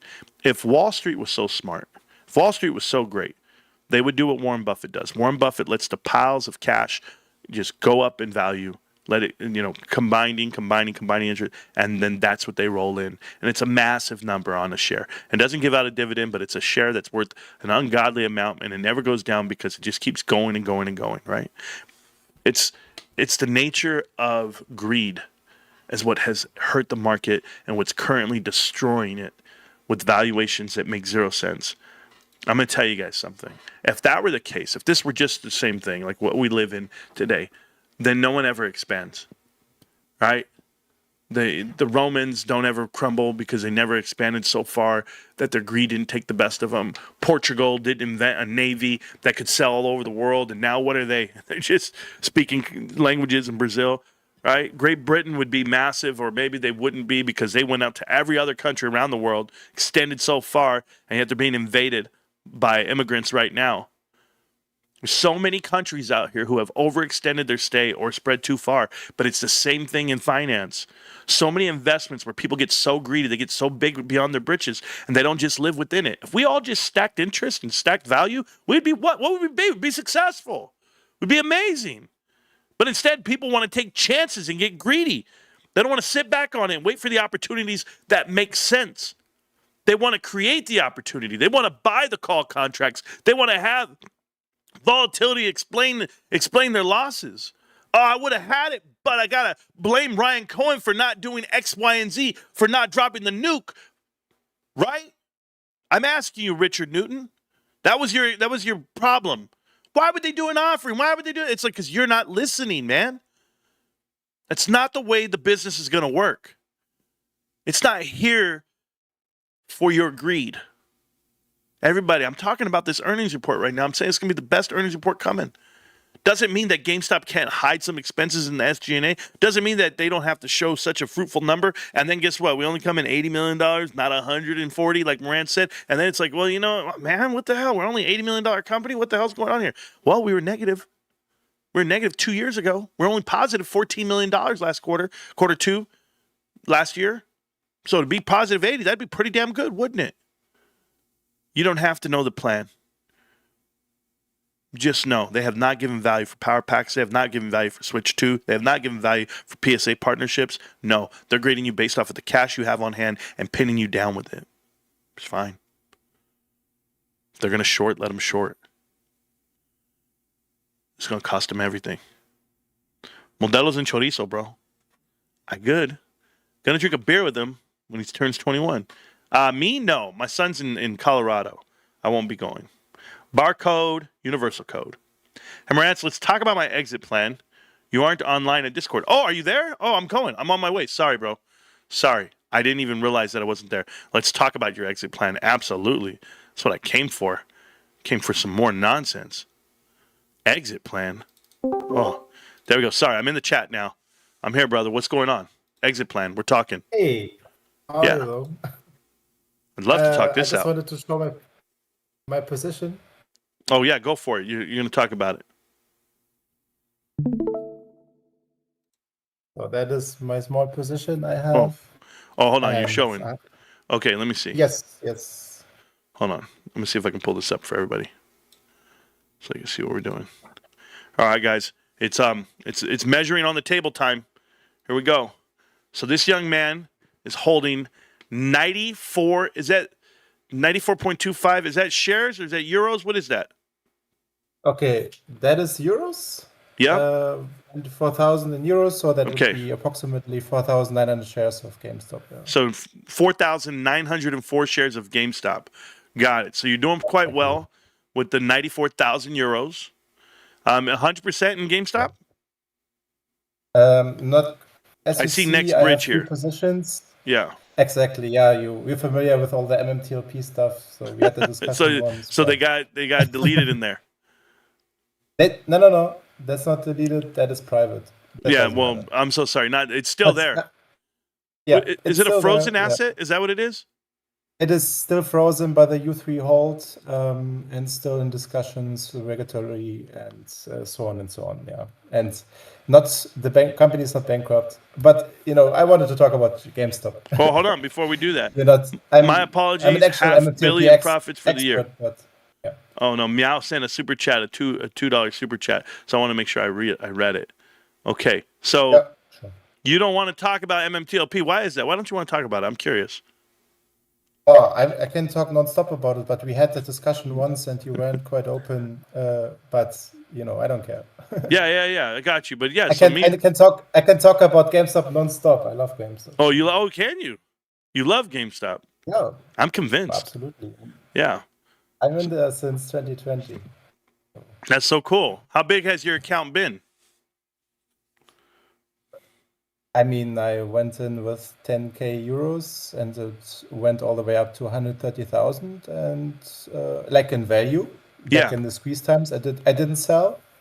I never sold anything, Right? and just kept buying. Yeah.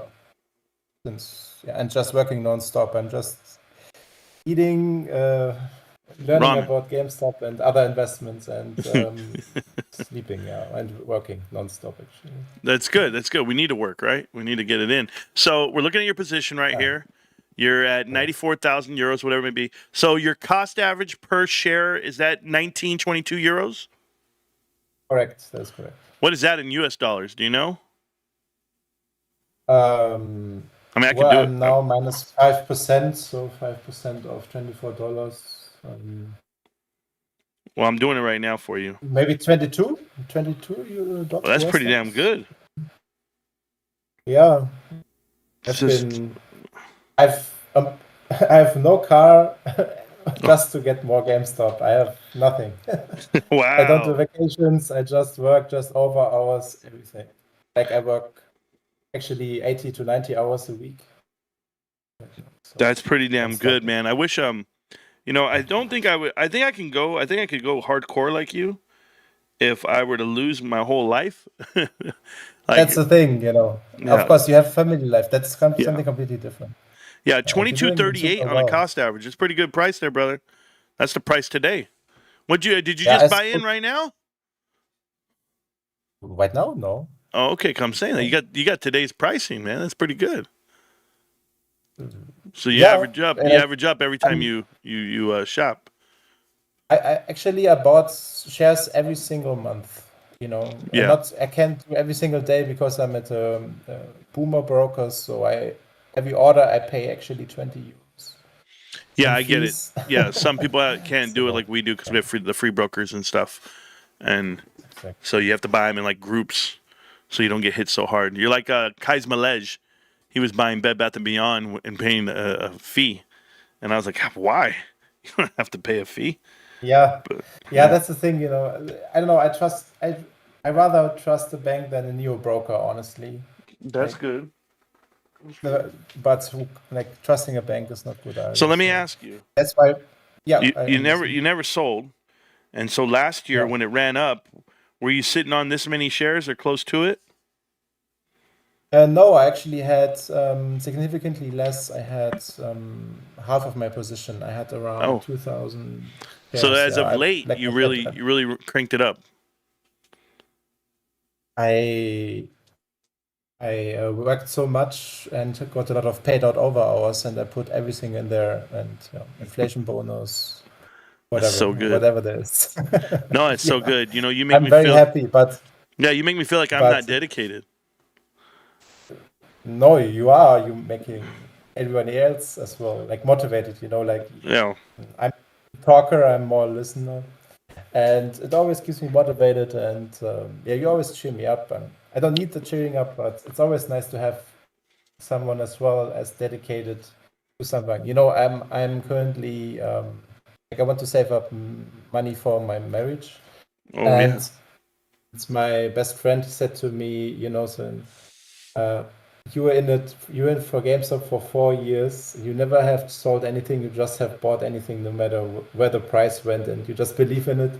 And Christina, like my fiance, is very happy to have me. He says because I have the same conviction in her as I have in the stock. So Yeah, you think she's gonna understand that when you never sell? You think she's gonna understand that? I'll tell you a story. So 1.5 weeks before the last sneeze run up, whatever, in last year, she was selling. Son, I need the money right now, and you have to sell my shares because she has part of her shares. Part of these shares are hers, Mm-hmm. and I'm selling. No, no, no. Like right now is the time to hold on. And he's like, no. You remember what happened with MMTLP? They use the U3 hold. They will actually screw you up. And I say just, Rancoin is still in it, trust it. And those pushes come usually right before a jump. So, but she wasn't listening. So she actually sold her part of the shares, but or wanted to, but I actually took out a loan just to pay out her part of the money so she can have still the shares. And Oh my she was man, quite happy when she you told her that though? recognized that. I I told her that, yeah, sure. Yeah. I'm And gonna be she like, was yeah, hey very babe, glad. I'm not giving you that money back. You're just gonna have to take this And I loan. haven't sold at $80, yeah. So, Yeah, or €80 was it? it was up there, huh? Yeah. I Yeah, was very I excited. And it remember. was actually my birthday. I think my count. Yeah, well, happy birthday on that day. But I think my count at the Yeah. time had $46,000 in it, and Nice. and I was like, wow, okay, that's pretty good. And I think I only had like I got to do the math. Hold on, divided by.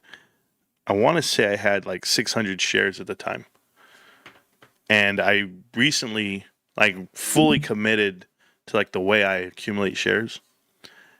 And even then, I'm not doing what you guys are doing. Like a lot of you guys give me conviction that maybe I'm not doing enough.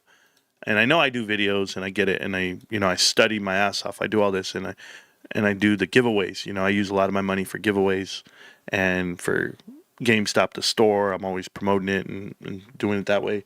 But if I were just like a hermit and just like every dollar I make and just eat, sleep, and shit, and nothing around me, bro, I think I could like make like a big dent. I probably would have 500,000 over the last 5 years, because Lord knows Well, that.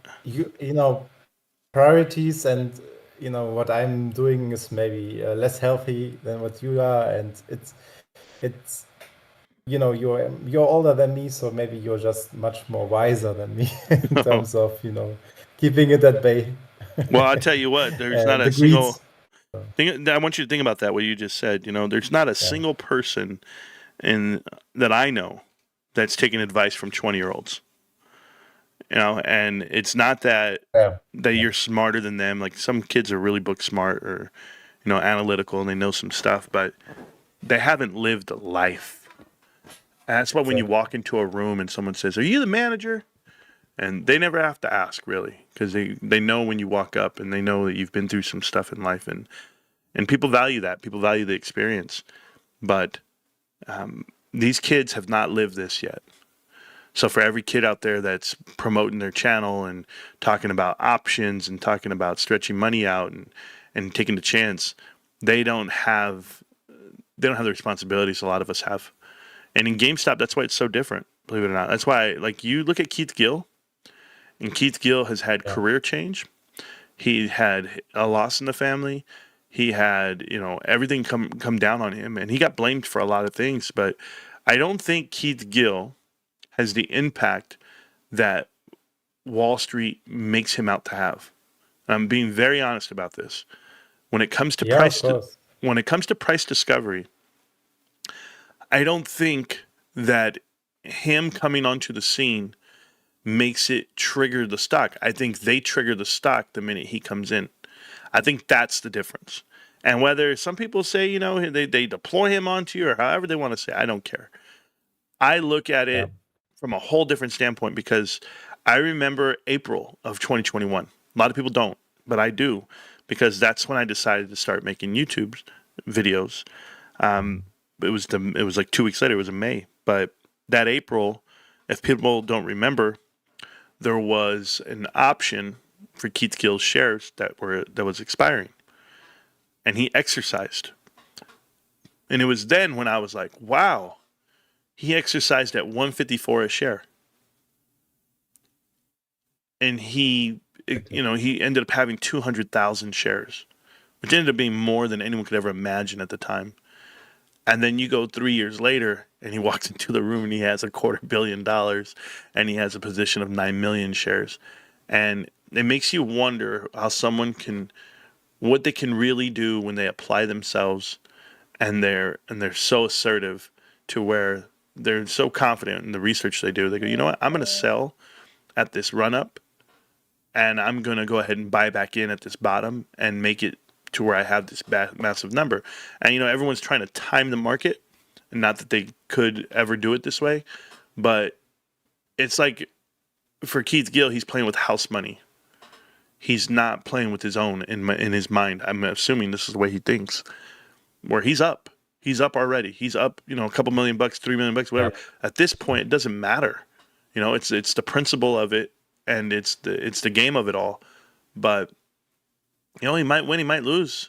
I'm supporting GameStop, but for all these other guys who try to emulate or be him, they're going to lose a lot of money. These kids don't know what they're doing.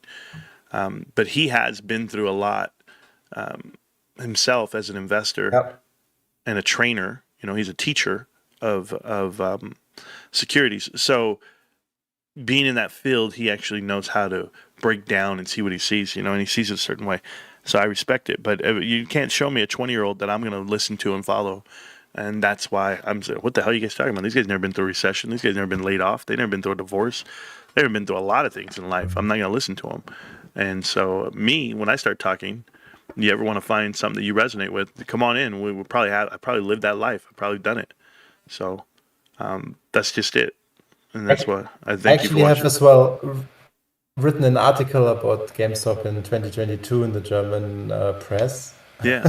Like a sort of, and if you don't mind, I would like to share. Go for it. Maybe you can like translate it to Chrome nowadays. It works super well. Oh, I can do that. And I'm very glad that actually everything came how I wanted it to be.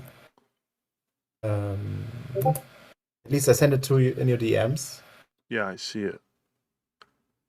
And I think this is an article that you wrote. Job. And as well, yeah, I wrote that. I contacted like a somewhat decent guy who reports on like Nvidia frauds and does every daily reports on this on the market. I have no idea what this website's asking for.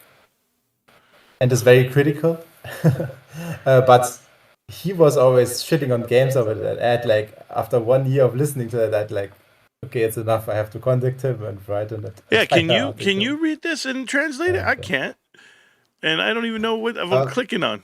I got it on the screen. Basically, I can short. Yeah, give me the cliff notes. Oh, cliff notes. Okay, so that GameStop was almost wait a second.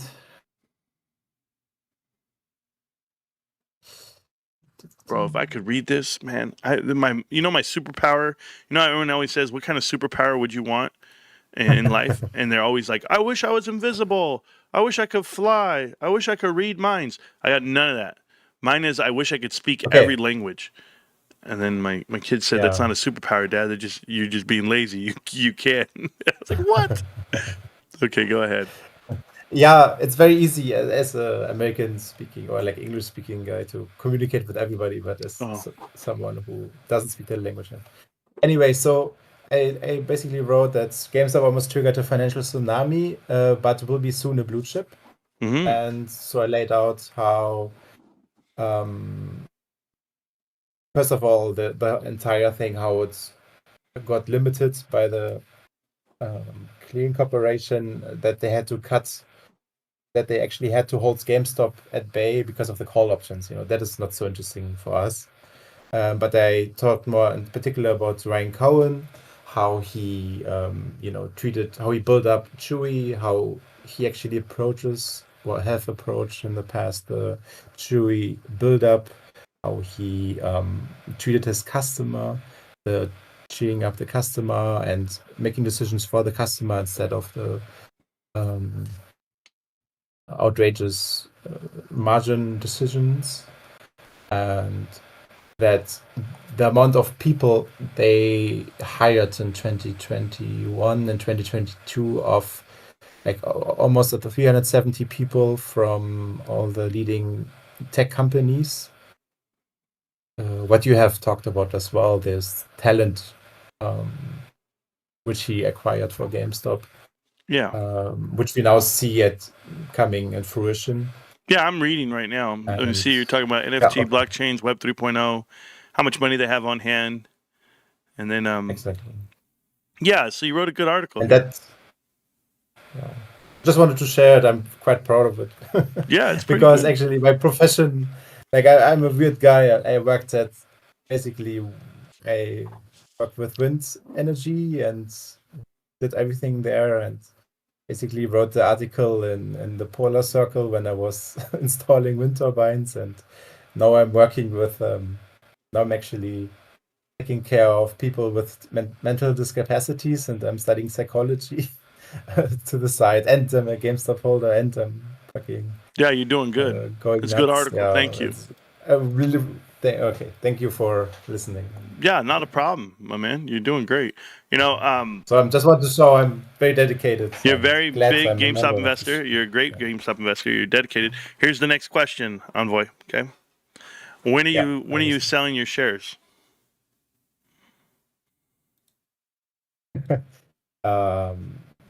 If Ryan Cohen would sell part of his shares, I would. And if he makes new investments, which I doubt he will, then I would sell part of it and see where it goes. Whenever something changes, you have to adjust your investment thesis now. Yeah, you can So- review it. You can revisit Yeah. it. I always do that. I was betting big as well on MMAT and MMTLP. MMAT went bankrupt because of some bad chairman actors. The CEO is super pro. So is the CEO of MMTLP. Who's that? But Berta? I went there John Berta? hardcore. No, not John Berta. No. Berta has nothing to do with MMTLP. That is Greg McCabe, and he's actually taking zero compensation from and paying all the money up front, which is required for the drilling purposes. Like I could give you actually a long talk about the MMTLP story. I don't know if you want to hear that. We are not here for Oh that. no, you're doing great. I mean, it's bedtime. I know Okay. some people go to sleep. You can do great. Okay. But I really wanted. So you'd only sell if Ryan sold. You would sell Yeah. if he did a partnership with someone, or if they invested, they start deploying the capital. Is that right? If he takes money out of the company and invests with something else, then I would follow that. But I doubt that, since he will probably make it his next Berkshire. So why not keep the cash there and let it stack? And he's a great Well, investment. you can use the cash and deploy it as another asset, right? Like Bitcoin. Not in Germany. Not in. No, I'm saying Ryan. He had the money. He has the cash. Yeah. He used $500 million into Bitcoin, Yeah. and that didn't deter you. That didn't send you a certain route.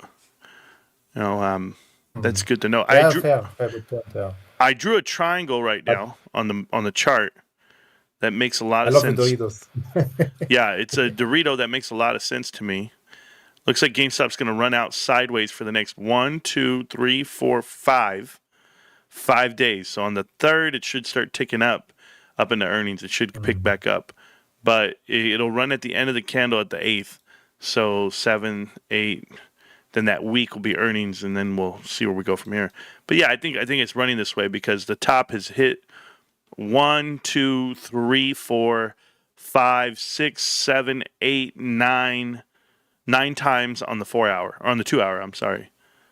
So if you go to the 4 hour, not as many times, but still running the same run. And then that's just the nature of the stock right now. On the daily, the same thing. So you've got a Dorito going. It's not bad. We see it. And I mean, we can go further back. It's a crazy one. Maybe it gets a little inclined. Maybe we do something here. I don't know. We're using some, on the daily itself, we're using that 50-day as a line of resistance. We went and bounced, trying to get over it. But Bitcoin coming all the way down to nothing, which is funny to me, because that means GameStop could buy more if it gets down to like their buy-in price. If they wanted to so you know what? I think Bitcoin's going up. I'm gonna get a little more, but that's where we're at. Can I ask you a question? Yes, absolutely. It's somewhat controversial. Oh, So, yeah. Warren Kitty as well pointed it out that the similarity with Tesla, how hated it was at the beginning, and how successful it was afterwards, and how related himself was to the party. So if we think about the connections from Elon Musk to a certain, private equity or Sure. whatever there's involved, and Ryan Cohen, don't you think he's in any way connected to any of these circles? Not to even private equity. Like, do you really say that is not the case? And if so, why hasn't he been murdered yet? Like, that is something which drives me nuts. And I have found some connections, which I don't want to lay out here, but I want to hear your part. You're asking a question that deserves a premise first, because a lot of people don't know why I am the way I am about private equity. Private equity can take over companies and it can ruin them from the inside out, like they had in the past at GameStop. And at some point, those pools of capital will have to be tapped. People will come to the table and say, "Hey, we want to make an investment with you because we're now on your side. We want to run this up." And there's a model. There's a scaling model here for GameStop where they could scale for profit, and they could have done that from the beginning. They're just waiting for everything to line up, logistically, relationships, spoils, allowance, things like that people don't understand in retail. But the minute it all sits down and settles, someone's going to call, right? The phone's going to ring because money talks. And in this case, GameStop's going to be making a lot of it. But venture capitalists and vulture capitalists cannot be confused. When you have a carcass and it's dead and it's dying and it's a penny stock and it's pushed out in front of you, let's have that conversation. Let's have the conversation of private equity walking in and stripping assets. GameStop has no assets to strip. I want to make that very clear to people. GameStop has partnerships that generate profit, but they don't have assets, guys. They have about $400 million worth of assets outside of cash. So until cash is deployed, or until people actually know what GameStop's plan is moving forward on how to expand and grow and attribute value to the dollar, I'm not worried about private equity coming over to GameStop. And if they were to come over, they're coming over with the checkbook. And that tends to lead to stock spike, and it does a lot. And if you don't know, there's going to be an episode for you guys one day where I will explain all of this, and I can't today. The reason why I can't, I have a couple of things that come across my desk where I'm not allowed to talk about things, and I'm not afraid to say it out loud to you. Some of you guys know what's across my desk and what we talk about, what we're allowed to talk about, but I would be withholding the truth if I told you that private equities never reached out or never talked. There's a reason why I walk a fine line with private equity, connect the dots in the way I do it. Some of you guys know this information, some of you don't, but I'm not afraid of them. There's legality, right? There's a concern not to lose a platform, but to have a voice in the community. But I'll never sacrifice my integrity. Never. The word is never, to get that point across. So the question being, would I ever leave my GameStop investment if they partnered up with private equity, or if I see that coming in the future? I no doubt see it coming. It's how we go about it. It's who's in charge, who's overpaid, and who's not. Ryan Cohen sent a precedent right now for everyone involved with his company called GameStop. Said if you don't put in your own capital, you can't sit and you can't make decisions. We're not just going to pay you to be here. And that's the part. That's the part that sets them apart from everyone else. If you want to be here and you want to make decisions for GameStop, then you need to put your money behind the decision you're making. Then the outcome of that decision will be reliant on whether or not you make a profit. And I think when people start betting with their own money, it takes it out of the realm of being private equity, because private equity is someone else's money. We start looking at venture capitalists and the way they back them. You become an entrepreneur, you become an owner. And that's what GameStop is right now. GameStop is an ownership company. This is why people that are fearful for their investment should know there's only one company in America that allows the investors, and affords the investors the transparency that GameStop has. GameStop might not be talking to people about their partnerships and everything they have moving forward, but they definitely are extremely transparent with the investors. They tell to us, hey, you need to put your money in, you need to trust the process, and we need to stretch it out for as long as we need to, because when it's time to deploy the cash, we'll deploy it. When it's time to get a multiple, we'll get a multiple. When it's time to have a partnership, we'll have a partnership. When it's time to own something else, we'll own that as well. But the flexibility and the optionality of cash is better than what anyone else can put on Wall Street right now, because all of these guys formed companies with debt. They built the company with debt that they can't pay back. You know, I haven't really touched on this because you trigger my brain sometimes, Envoy. But the biggest company in the world right now won't exist in 10 years. And when I say won't exist in 10 years, it won't be in the conversation. And people don't know that part. You know, I used to use a chart. I had this chart way back in the day, years ago. And I used to talk about 1989. And I always used 89 because that was the end of the cycle. That was, hey, all of these LBOs, leveraged buyout companies, we're done. We're done stripping assets. We're in a whole new world. Drexel Burnham Lambert just got shut down, and we're going to go into a recession. And we walked into it in 92 with Clinton. But 89 was a great reset. The majority of companies in the S&P 500 at that time were Japanese banks. Japanese banks were safe. They were safe from interest rates. They had a couple of companies over there that showed promise, like Sony. You also had, tech companies coming out with VCRs and TVs and radios and Walkmans and all of it, right? The new technology at the time. Revolutionary, you might say. Everything was as high priced as it is nowadays. Correct. It seems to be similar playbook. Man. I'm trying to show you that the cycle's here, because you go 10 years, you go 10 years removed from that. Now we're at a dot-com bubble, and that bubble snaps. You go 10 years beyond that, and now you're at a housing crisis, and that snaps. You go 10 years beyond that, and now we're at COVID, and that snapped because they reprinted and they pushed out. Now we're 5 years removed from COVID. We're here in front of you, and we're telling you we're either going to walk into this blindly and give crazy value, because out of those 30 companies that were the top companies in 1989, I'll say 20. I'll say the 20 companies.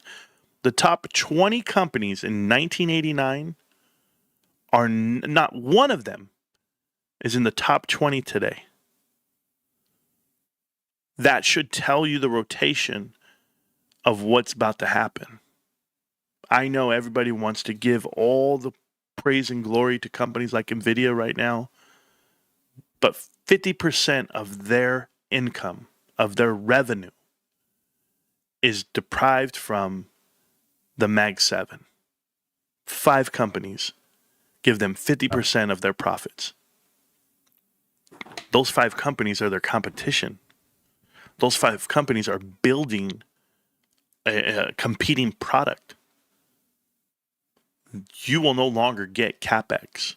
When your CapEx is, and this is a thing about housing, about all this, fixed assets. When your cap expenditures, the cash you spend, when that's your multiple, that's not going to do you any favors here in the stock market. CapEx, plant, right? Your plants, your property, all of that is what you're building. It's called infrastructure for AI. They're building data centers, they're building that's not given a multiple of earnings. That's not given a multiple of cash, because those assets they're building depreciate in value. Additionally, if they are generating revenue, that revenue is going to get watered down as everyone else starts building the same. So what value are you being given right now? You're given an extended multiple because of its AI, artificial intelligence. But additionally, those companies are spending so much to compete with each other, they're actually eating each other. That's the market.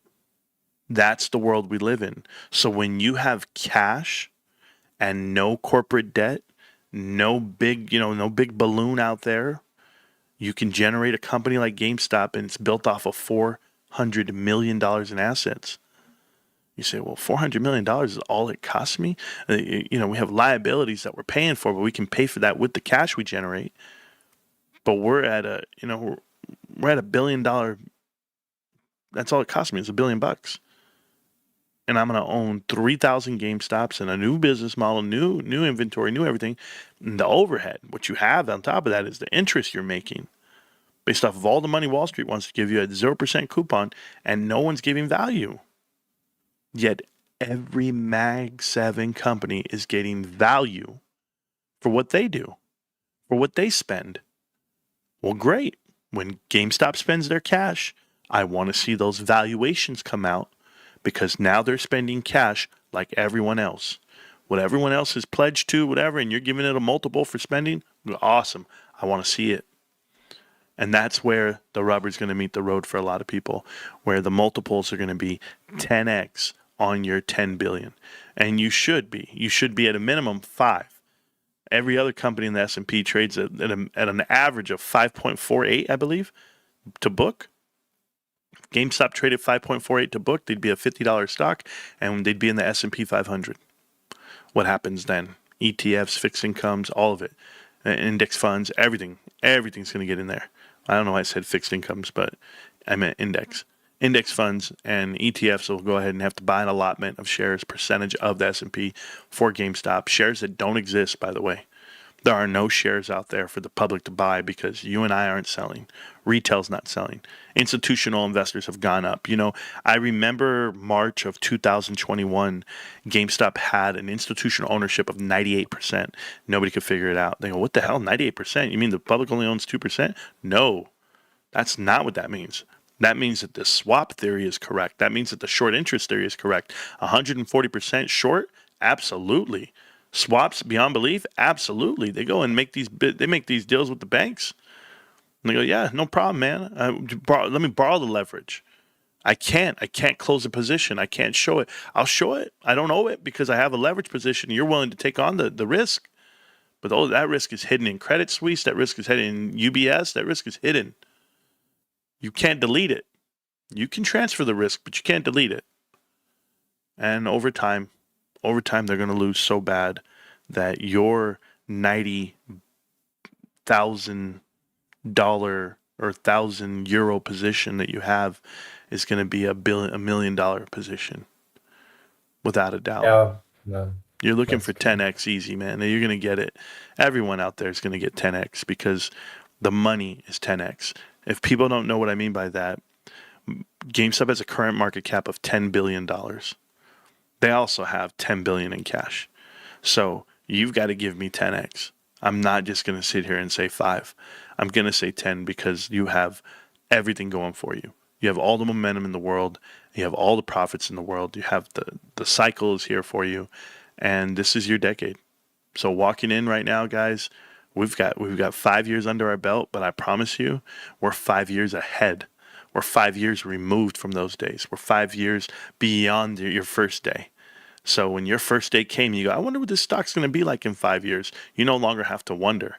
You get to start there. And right now is that moment. Right now is that day. We're looking at a company that has the 9.1 billion with another earnings report rolling in, with profit rolling in, with new product rolling in, with new websites built, new relationships and triggers that they should give you value and should make you feel good inside. Because if you were giving me value and GameStop was doing offerings, okay? GameStop was offering the shares to the street at a average cost of $28 a year ago, and they sold 145 million shares. We took our float from 304 to 447, and they sold all those shares on an average of $28. Everybody was buying it. Guess what GameStop didn't have back then? GameStop did not have $9 billion. GameStop did not have $500 million in Bitcoin. GameStop did not have the profits they have today. They didn't have the margins, the partnerships, the website. They didn't have anything. All they had was, hey, we've got a plan, we've got this, and we made $6 million. Now they've made $131 million, approaching 300 something million, and where's the profit? Where's the difference? Because the value is, I'm at $22 today. I was at $22 then. You've given me no value for the money being made and money deployed. Miss me with the bullshit. Miss me with the bond info. We can substitute the bond as well. You still have $4.6 billion of cash that you generated. And when they go, oh, it's only because of offerings, Marantz. Yeah, every company is built off of offerings. Every company is built off of float and expansion. How the hell do you think Apple got 17 million shares? I think NVIDIA went up to 25 million shares. You think they just happened? 25 billion shares, I apologize. Is it billion? It's billion. You know what I found so fascinating is that back then, I don't know which year it was, but I remember it very vividly. I was listening to an interview from Jeff Bezos, and he was talking how he was convinced that Amazon won't be there for like 20 years. Yeah. Because there's a limit to their scaling and a limit to the customer relations. And I went in GameStop in 2020 in December when I learned about Ryan Cohen and that he wants to abolish Amazon and Google and so on. So seeing that and what you said about these cycles is mind-blowing in a way. Well, think about it like this. And I'm going to answer a question from the chat really quick before I expand on that. We're going to talk Amazon in a minute. But you say, Marantz, what's your opinion? Price has been suppressed for so long, been barcoding for a very long time. Kenneth, is it your first day here? We're not barcoding. We're not suppressed. We're devalued. But, I mean, what were you looking for? Were you looking for price action? Are you mad it's not going up every day? The market is that way. 2230 is a great entry price for a lot of people. Get it. Be excited about the price. I'm extremely excited. Do I think it's going to... What's your opinion, Marantz? Do they keep it suppressed pre-earnings or post-earnings? Let it run now and tank it later? Does it matter? Let it run to what? Where do you want out? Let me ask you, Kenneth. Where do you want out? Where are you going to leave? Okay, how low do you want it to go? Where are you coming in at? I have a whole different mentality, bro. I'm not worried about price action, dude. I don't care what they do. Imagine if you could buy a company that generates $500 million in earnings a year, has $9 billion cash, and they're pricing it at $10 billion. Just imagine that. Because if Palantir were GameStop, just so we're clear, if Palantir were GameStop and Palantir was given GameStop's price and their current multiple, because they have the same numbers. I mean, I think I already proved that part, but it literally would be how much is it right now, Palantir? It's 100 and what? Palantir and GameStop have the same numbers, guys, by the way. $3 billion less they have, but they're $160 stock right now. That number right there, if it were GameStop, would be maybe $2. No, 6. If it were GameStop, I'm trying to think. 2, and then you have 12, 4. 6 goes into 40 about 6 times. It's about like a $26 stock. Is that what they're doing? Is that what am I doing the math right? Someone's got to help me out here. Like, you couldn't imagine those type of numbers and being $26, right? Yeah, that's correct. So it's 160 divided by 4. 237 billion shares divided by 447. It's a 5x position. Yeah, they're 5x or so 5.3. So 160 divided by 5.3. So a $30 stock, $30.35. Imagine the multiple you could buy Palantir at $30. Because this is GameStop's valuation for the same earnings, same profit, same everything. $3 billion less though, but you could buy them for $30. So way down here in 2024, a year ago, that made sense, right? This made sense to people. $30 a share made sense. So if Palantir was GameStop, it'd be way down here. It'd be way down here in this area here. Instead, they had this crazy run and got a multiple you've never seen in your life. So GameStop technically should have a run from 30 all the way up to 190, 160. If we're going to do apples to apples. But you're not allowed to, right? Because why? Because their CEO's out in front of the camera cheerleading and ours isn't? No. You guys can call me crazy you want. No, you know what? And I'm going to tell you right now, Meltdown is going to come in here and misclip and misread me and say all the stuff like they always do. But you know what Meltdown never does? And they haven't done it. And I think they got their marching orders because Meltdown, they're paid opposition. But they have not come into this chat and had a talk with me in months. In months, guys. Maybe a year. They're afraid. Meltdown, what are you afraid of, bro? Dan Olson, what are you afraid of? Heather, Reloaded, what are you afraid of? Noisy Corex, what are you afraid of? Sean, what are you afraid of? People are going to find out about Austin? We know about Austin, bro. We're going to let it go. We're going to forgive. That's what God does. We forgive. Jesus put that in me. We forgive. Maybe that other family won't forgive, but, you don't know what I'm talking about? Mighty Money. One is growing revenue 50%, high margin. The other is declining. That's a lie, too. That's a lie, too. Like, I think I honestly think you're lied to, but you don't know it. But Palantir's customer count is minimal. That's a problem. It's going to be an NVIDIA problem soon enough. High margin. Retail high margin would be what GameStop is, right? But you're trying to justify this. I'm gonna play this game for a little bit with you. I like doing this. Palantir. So I didn't put the N, my bad, but it's fine. Okay, so let's just get this right, okay? One is doing this and one is doing that. Right? That's what you just said to me. Some bullshit ass answer. So the trailing 12 revenue is the same? I just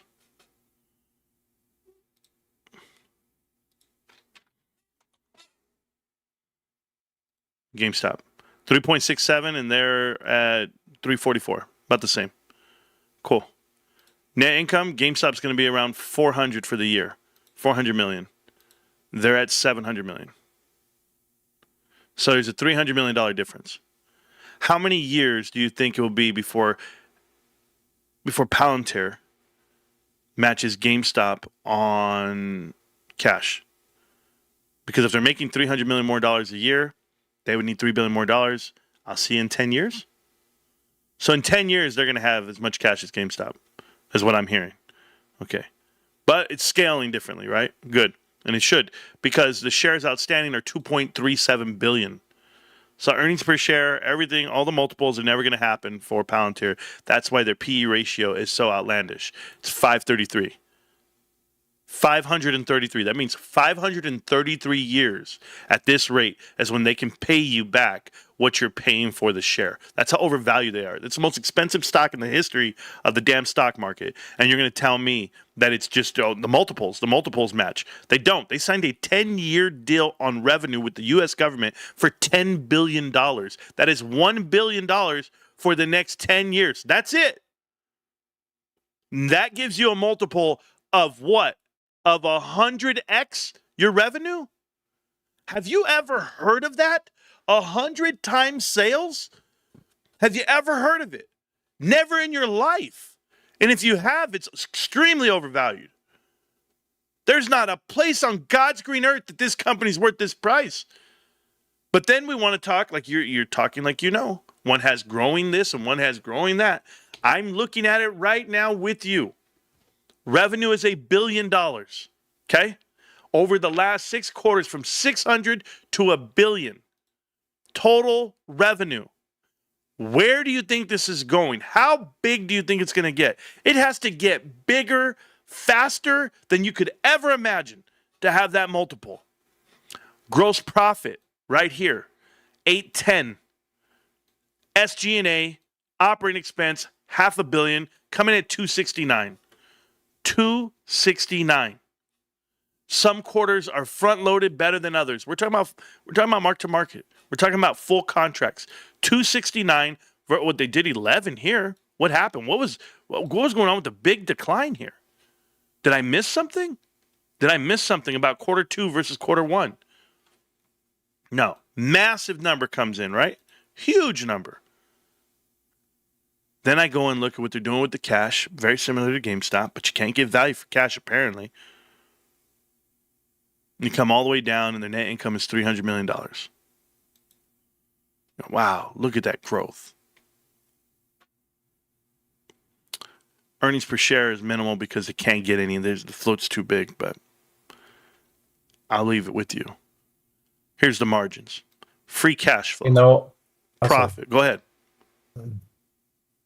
Go ahead, I'm listening. I was so convinced that something big is coming for GameStop when the documentary with James Janney came out, and 5 days later, an equivalent, almost less detailed, but similar to the narrative documentation was aired in Germany as well. 5 days later, from one of the big, and this guy was connected to some advertising companies, but as well like a big YouTuber, similar type of James Janney, just also like defamation and distortion. But this day, like 5 days separation of the same topic, which was never touched by any of these YouTubers ever, and got deployed out on millions of people. So I was saying, hey, now is the time to get every single share you can. So I agree. I bought as well a lot in the $30 range. No, I agree. Something big is coming. Hey, Palantir, just so that we're clear, a losing company, as in because they have $4.6 billion of retained earnings, and it's not due to dividend payouts. Shareholder equity is $6 billion. Okay, net cash position of $5.7 billion, and they're coming out at $2 per share net. Book value of $2.50. If you don't know how big of a hot air balloon this company is, their book is $2.50. It's embarrassing for a tech company that has no product to sell. I'm comparing a tech company to GameStop because I feel the multiple's not deserved for Palantir. You come in here, stock compensation. They're paying $159 million to their executives. You guys want to talk about getting fat off the hog? They paid $281 a year, guys. This is a year. They're paying $140, $150, $300, $450, $800 million a year in stock compensation. And you think, yep, it's going great. It's going good. I can't because when you look at this company, it's basically set up to just dilute shareholders. There's no way. Look at the PE ratio, 533. 533. Price to sales, 105. It was bad enough when it was at 60, but now we're at 105. Price to book, 62 times book. I should buy it. Oh, it generates a lot of profit, Marantz. Really? I'm looking at it. 22, 9, and 11. I'm looking at it. Earnings yield is a 0.292420. Free cash yield is 0.4, 0.5, 0.6. That's not amazing. I can go to GameStop right now. Go to ratios right here. GameStop trades, let's see. P, is this 500? No. Price to sales, is this 100? No, it's 2. Price to book, is this 60 something? No, it's 2. We trade at 23 times cash. Free cash. If they make so much cash, show me. They're 223. 223 ratio. That's like a PE ratio. So undervalued, guys. So undervalued, and they get the multiple you've never seen in your life. Just outrageous. We're 6.62, and we don't even deploy our equity. And what was this? Their equity ratio, what was this? Debt? No. Oh, my God. Look at these. Grow right here, 22. They used to be at 6. Hey, maybe we'll get there. Maybe we'll get to 22 very soon.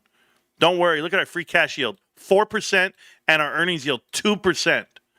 A flip from -5 to 2%. What the hell is this over here? Not even one. What is that? A fifth? A fifth of a point. 0.20. That is gross. Mind you, that's declining. Declining per quarter on earnings yield. Declining. Declining on free cash yield. Declining. You're going to talk to me about the valuation of this company. Learn how to read numbers, kid. It's gross what I see on Palantir. Oh, man. This chat, these people don't have a damn clue. What is this live GameStop exit plan, Marantz? What is it all about? I don't know, Kenneth. Why don't you click on the link and come join the Discord, and we'll talk about your exit plan. Marantz, can you please confirm GameStop's earnings is so much better than Disney since many care so much about closing stores? Oh, I haven't even pulled up Disney. Should I pull them up now? Is that what you want me to do? You want me to get Disney in here? I haven't even looked at Disney. Disney has weird value.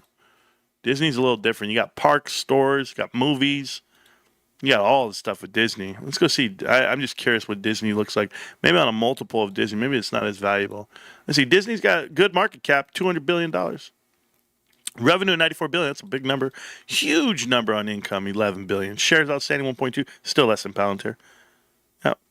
On shares outstanding.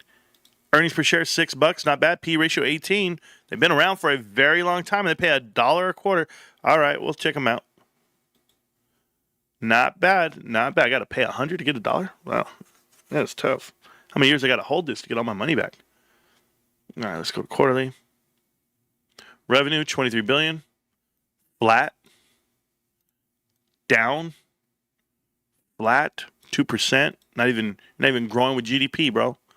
Get out of here. Gross profit. Good amount of gross profit. Come on, SG&A op expense. You lived in at 3.7. Got a huge ass expense number, bro. $438 million in interest? They must borrow a lot of money. But they can afford it when they have $3.7 billion. And they come in pre-tax, blah, blah, blah. Net income of $5.2 billion this quarter. They had a good quarter. Considering they lost money over here, made money barely. They're a massive company, guys. They're doing great. They obviously had a tax hit on the positive side here. Looks quality. Gross profit margins massive.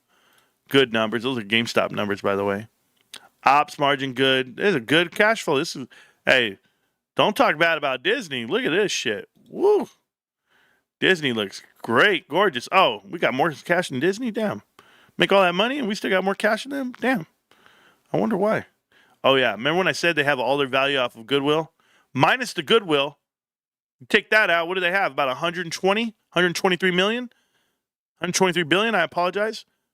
With liabilities, 82. So not bad. I would take off 70 off of this, just me personally, off the shareholder equity. Boom, but I can't do that. They have a negative cash position, borrowed a lot of money. But their book value is at $60. Not bad. But remember, if you minus the cash and everything, all debt, you're at $14 book. So you're about 10 times book, really 2 times on the new number. So that at least they give them fair value at 117. I can tell you that. At least they give them fair value at 117. That's a hard number to come off of, 117. Let's see. Ratios. P ratio is solid, like I said. Price of sales is 2, kind of like GameStop. Book value is 2, just like GameStop. Let's see what they got. 21%, 6, 8, and 4. They're decent. Free cash. Look at this. Good company. Solid. You know what? I can't even get mad at the number, bro. I can just tell you. They're suppressed. They're suppressed in price. 117? For Disney, it's not a bad, you just got to hold it forever. You got to hold this damn thing forever. There's nowhere to go. This is a maxed out company in my head when I'm looking at it, from what I can see. Weekly, yeah, you're finding it right in here. Find something here. You got a golden cross coming. It just happened. That's on the weekly. There we're at 199, came all the way down to the ground at 77. Probably was a brilliant buy back down there.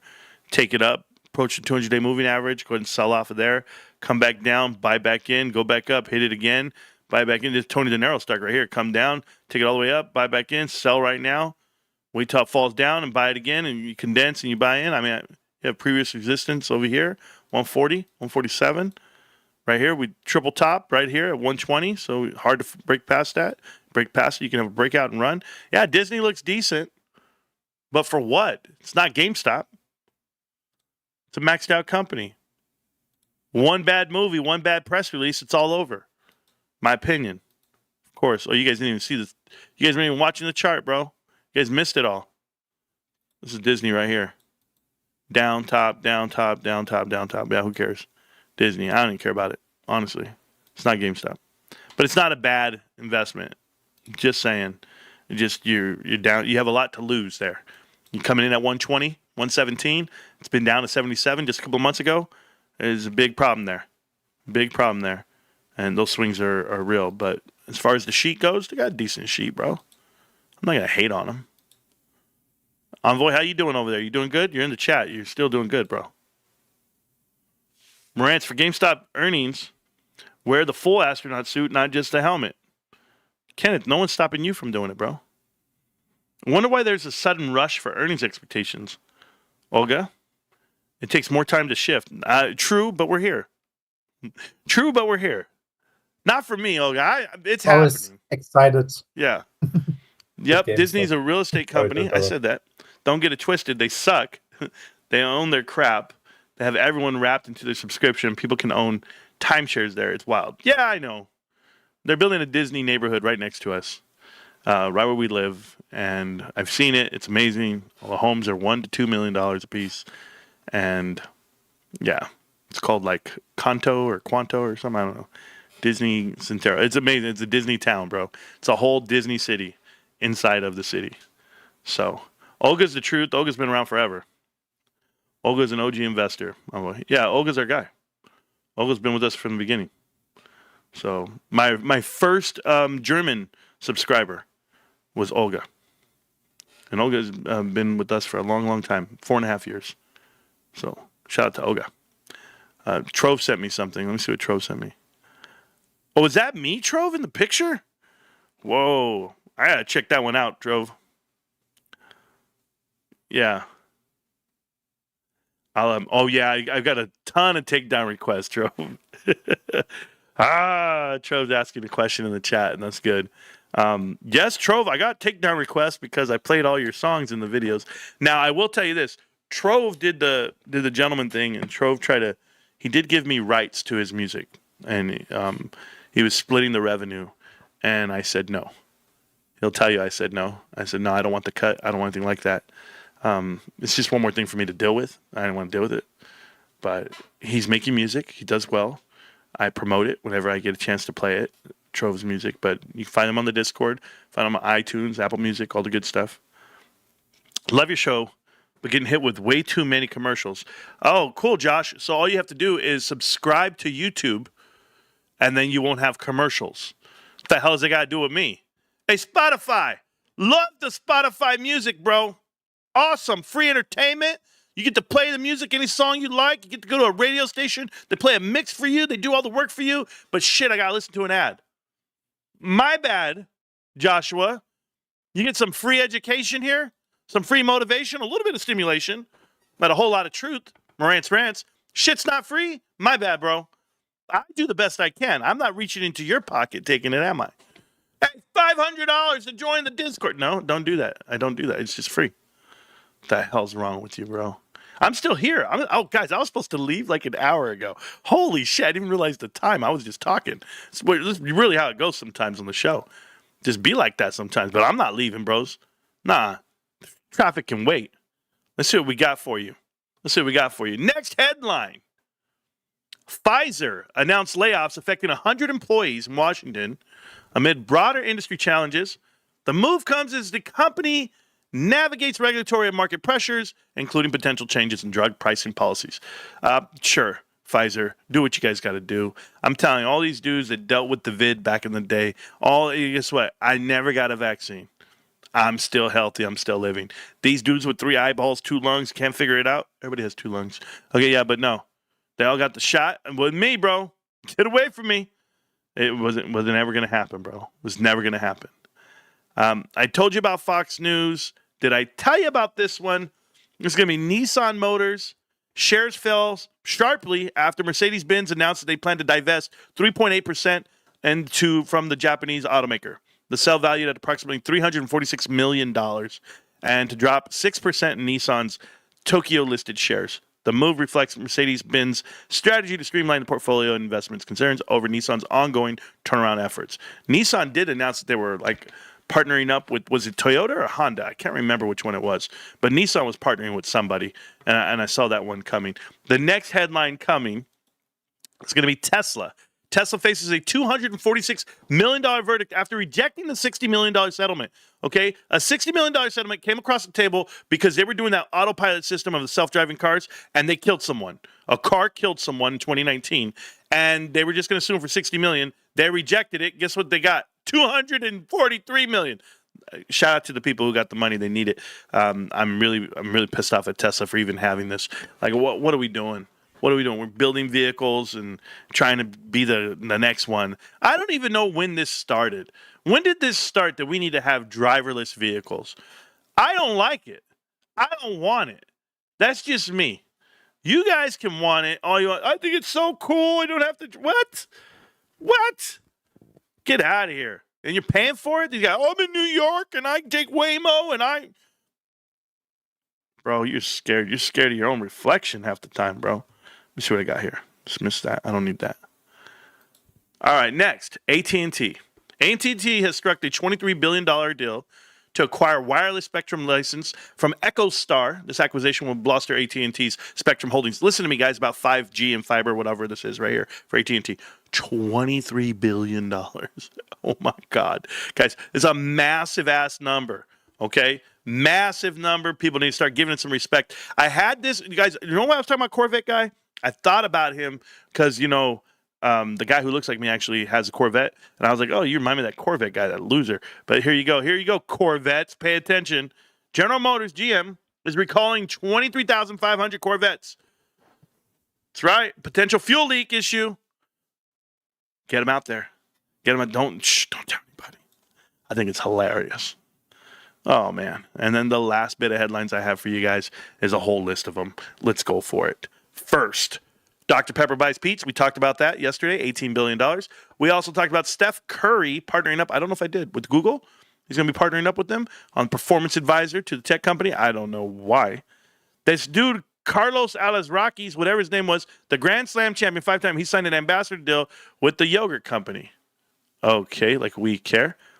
And tennis professionals and TikTok announced a partnership meant to contribute to men's tennis content to the platform. Question asked of Rafael Nadal, why do men tennis players get paid more than female? He answered it with, why do female models make more than male models? Good question. State Farm tapped that the Kansas City Chiefs quarterback Patrick Mahomes and singer Meghan Trainor for the new football season campaign. You know these terrible State Farm commercials? And it was, it was Travis Kelce one year. Was it Travis Kelce before? I don't even know who it was. Aaron Rodgers. Who knows who they are? I don't care. You think I want to see Patrick Mahomes? I'd rather watch Kermit the Frog. The same guy.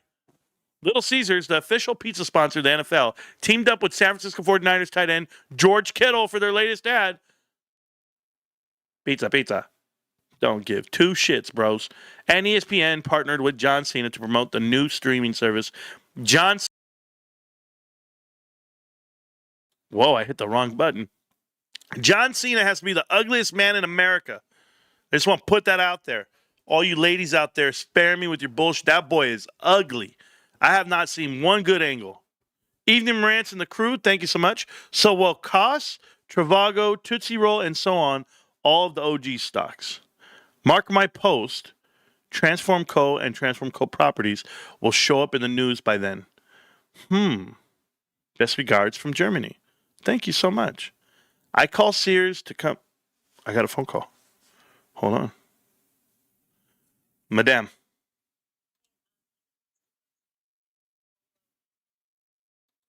What polo? What is it?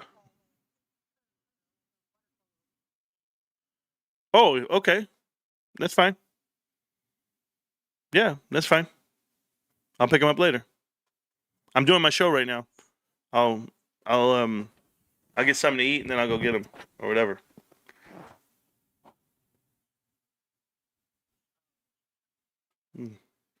All right, love you. All right, I love you. Bye. Nothing. I said I love you. That's it. Because I'm reading my comments on the show. I'm reading chat right now. Very funny to me. All right. Everybody loves you, babe. You want to bring you lunch? I would love to bring you lunch. I'll get off the stream right now. All right. I know, but what would you like, honey? All right, I'll surprise you. I love you. Taco Tuesday. We're getting tacos. Oh, does she like tacos? What kind of tacos? Oh, okay, cool. All right. All right, I love you. I'll be there in a minute. All right, bye. All right, guys, it's taco time. I got to go get tacos for the wife and her coworker. That's why she called me. That's not why she called me, but it's cool. Let me see. Oh. Si, senor. Yes. Okay, my son wants to go to water polo? Bro, if that's code talk for I'm trying to hook up with my girl after school, oh, Dad, can I go to water polo? What? What? Is it guys or girls? Who are you trying to see walk around in the water? What the hell is going on? Oh, no. This dude, pick me up later, yeah? Yeah, we've all been there, guys. We've all been this guy. Bros, I don't live through my kids. Hell no, I had a great life growing up. I just tell you something, or I did it right. But yeah, of course, he's got a girl. He's got a girl. And I told him, I said, bro, when the girl's as tall as you, he's like, what, Dad? I said, never mind, bro. I don't want to take away from his confidence. The dude, he's walking around with swagger. He's got crazy confidence, bro. My boy's got crazy confidence. I love him for that. But shit, he don't have a Hosco hat yet. I tried. I said, Pop, you want to wear this? He said, I ain't wearing that. That's what the shit you wear. That's old man shit.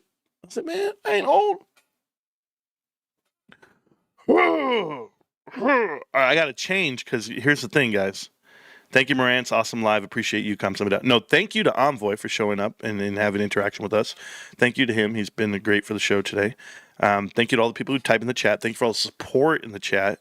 We're doing our best. You guys know that. Views, everything. Tell your people about GameStop. They should know. Watch the show. You got a lot out here. Pimpin' ain't easy, JP. I wish him the best with the ladies. Thank you. Yeah, don't worry about it. We ain't just playing, bro. We real out here. We show compassion. We show love. We show everybody what GameStop really is and what it's about to be. Thank you, Marantz. Yes, sir. Go. Yes.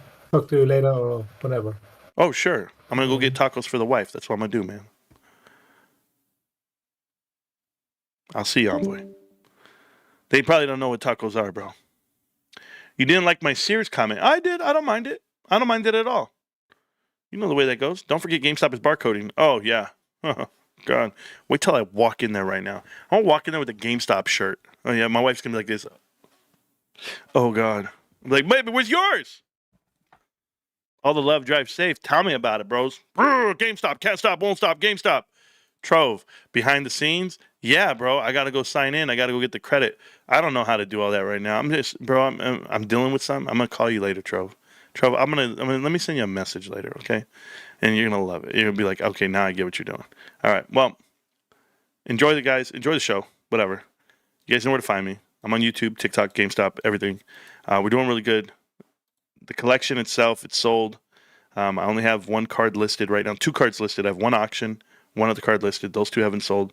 When those all settle down and when my money gets right, I'll open up some more packs. I'll buy some more shares. I'm doing the best I can, $10 a day. I'll see you $10 tomorrow. I had to hold myself back today. The price was coming down. I was like getting all excited. I was like, dude, I like 22.30 because I think 22.30 is like bare bones. And yeah, I think it is. And I know it is. And we'll go sideways for about 4 more days. And then GameStop's 8K will drop. And it'll say, hey, GameStop's going to do earnings on the 11th. Who knows? Who knows when they're going to do them? But it looks like that. It can't be the 11th. Let me see. Maybe I'm wrong. It can be the 11th. So maybe it's 9/11. It's either going to be 9, 10, or 11. One of those days right there.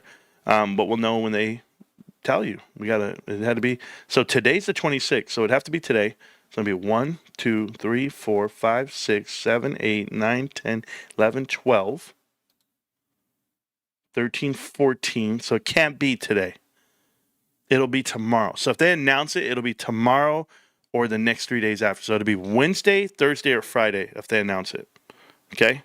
The earnings report is coming out, and then you'll know. So don't believe the bullshit. I heard Tony De Niro lie to everybody.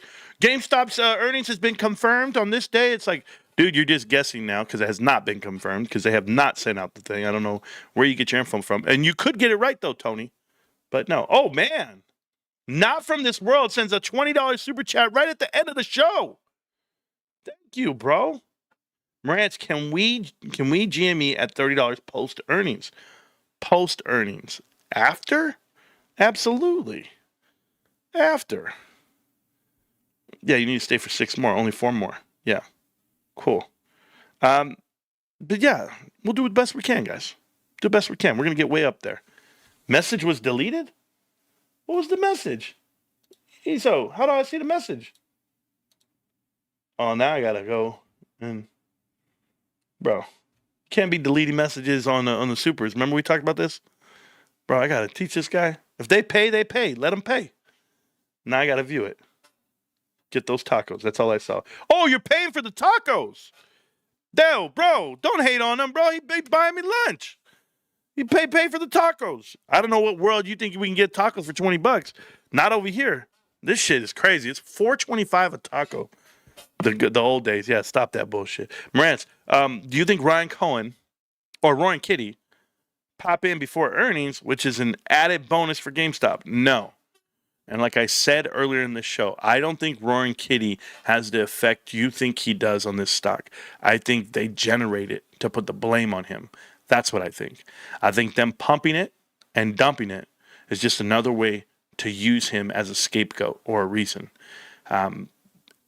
Don't come back. Come back, but stay forever.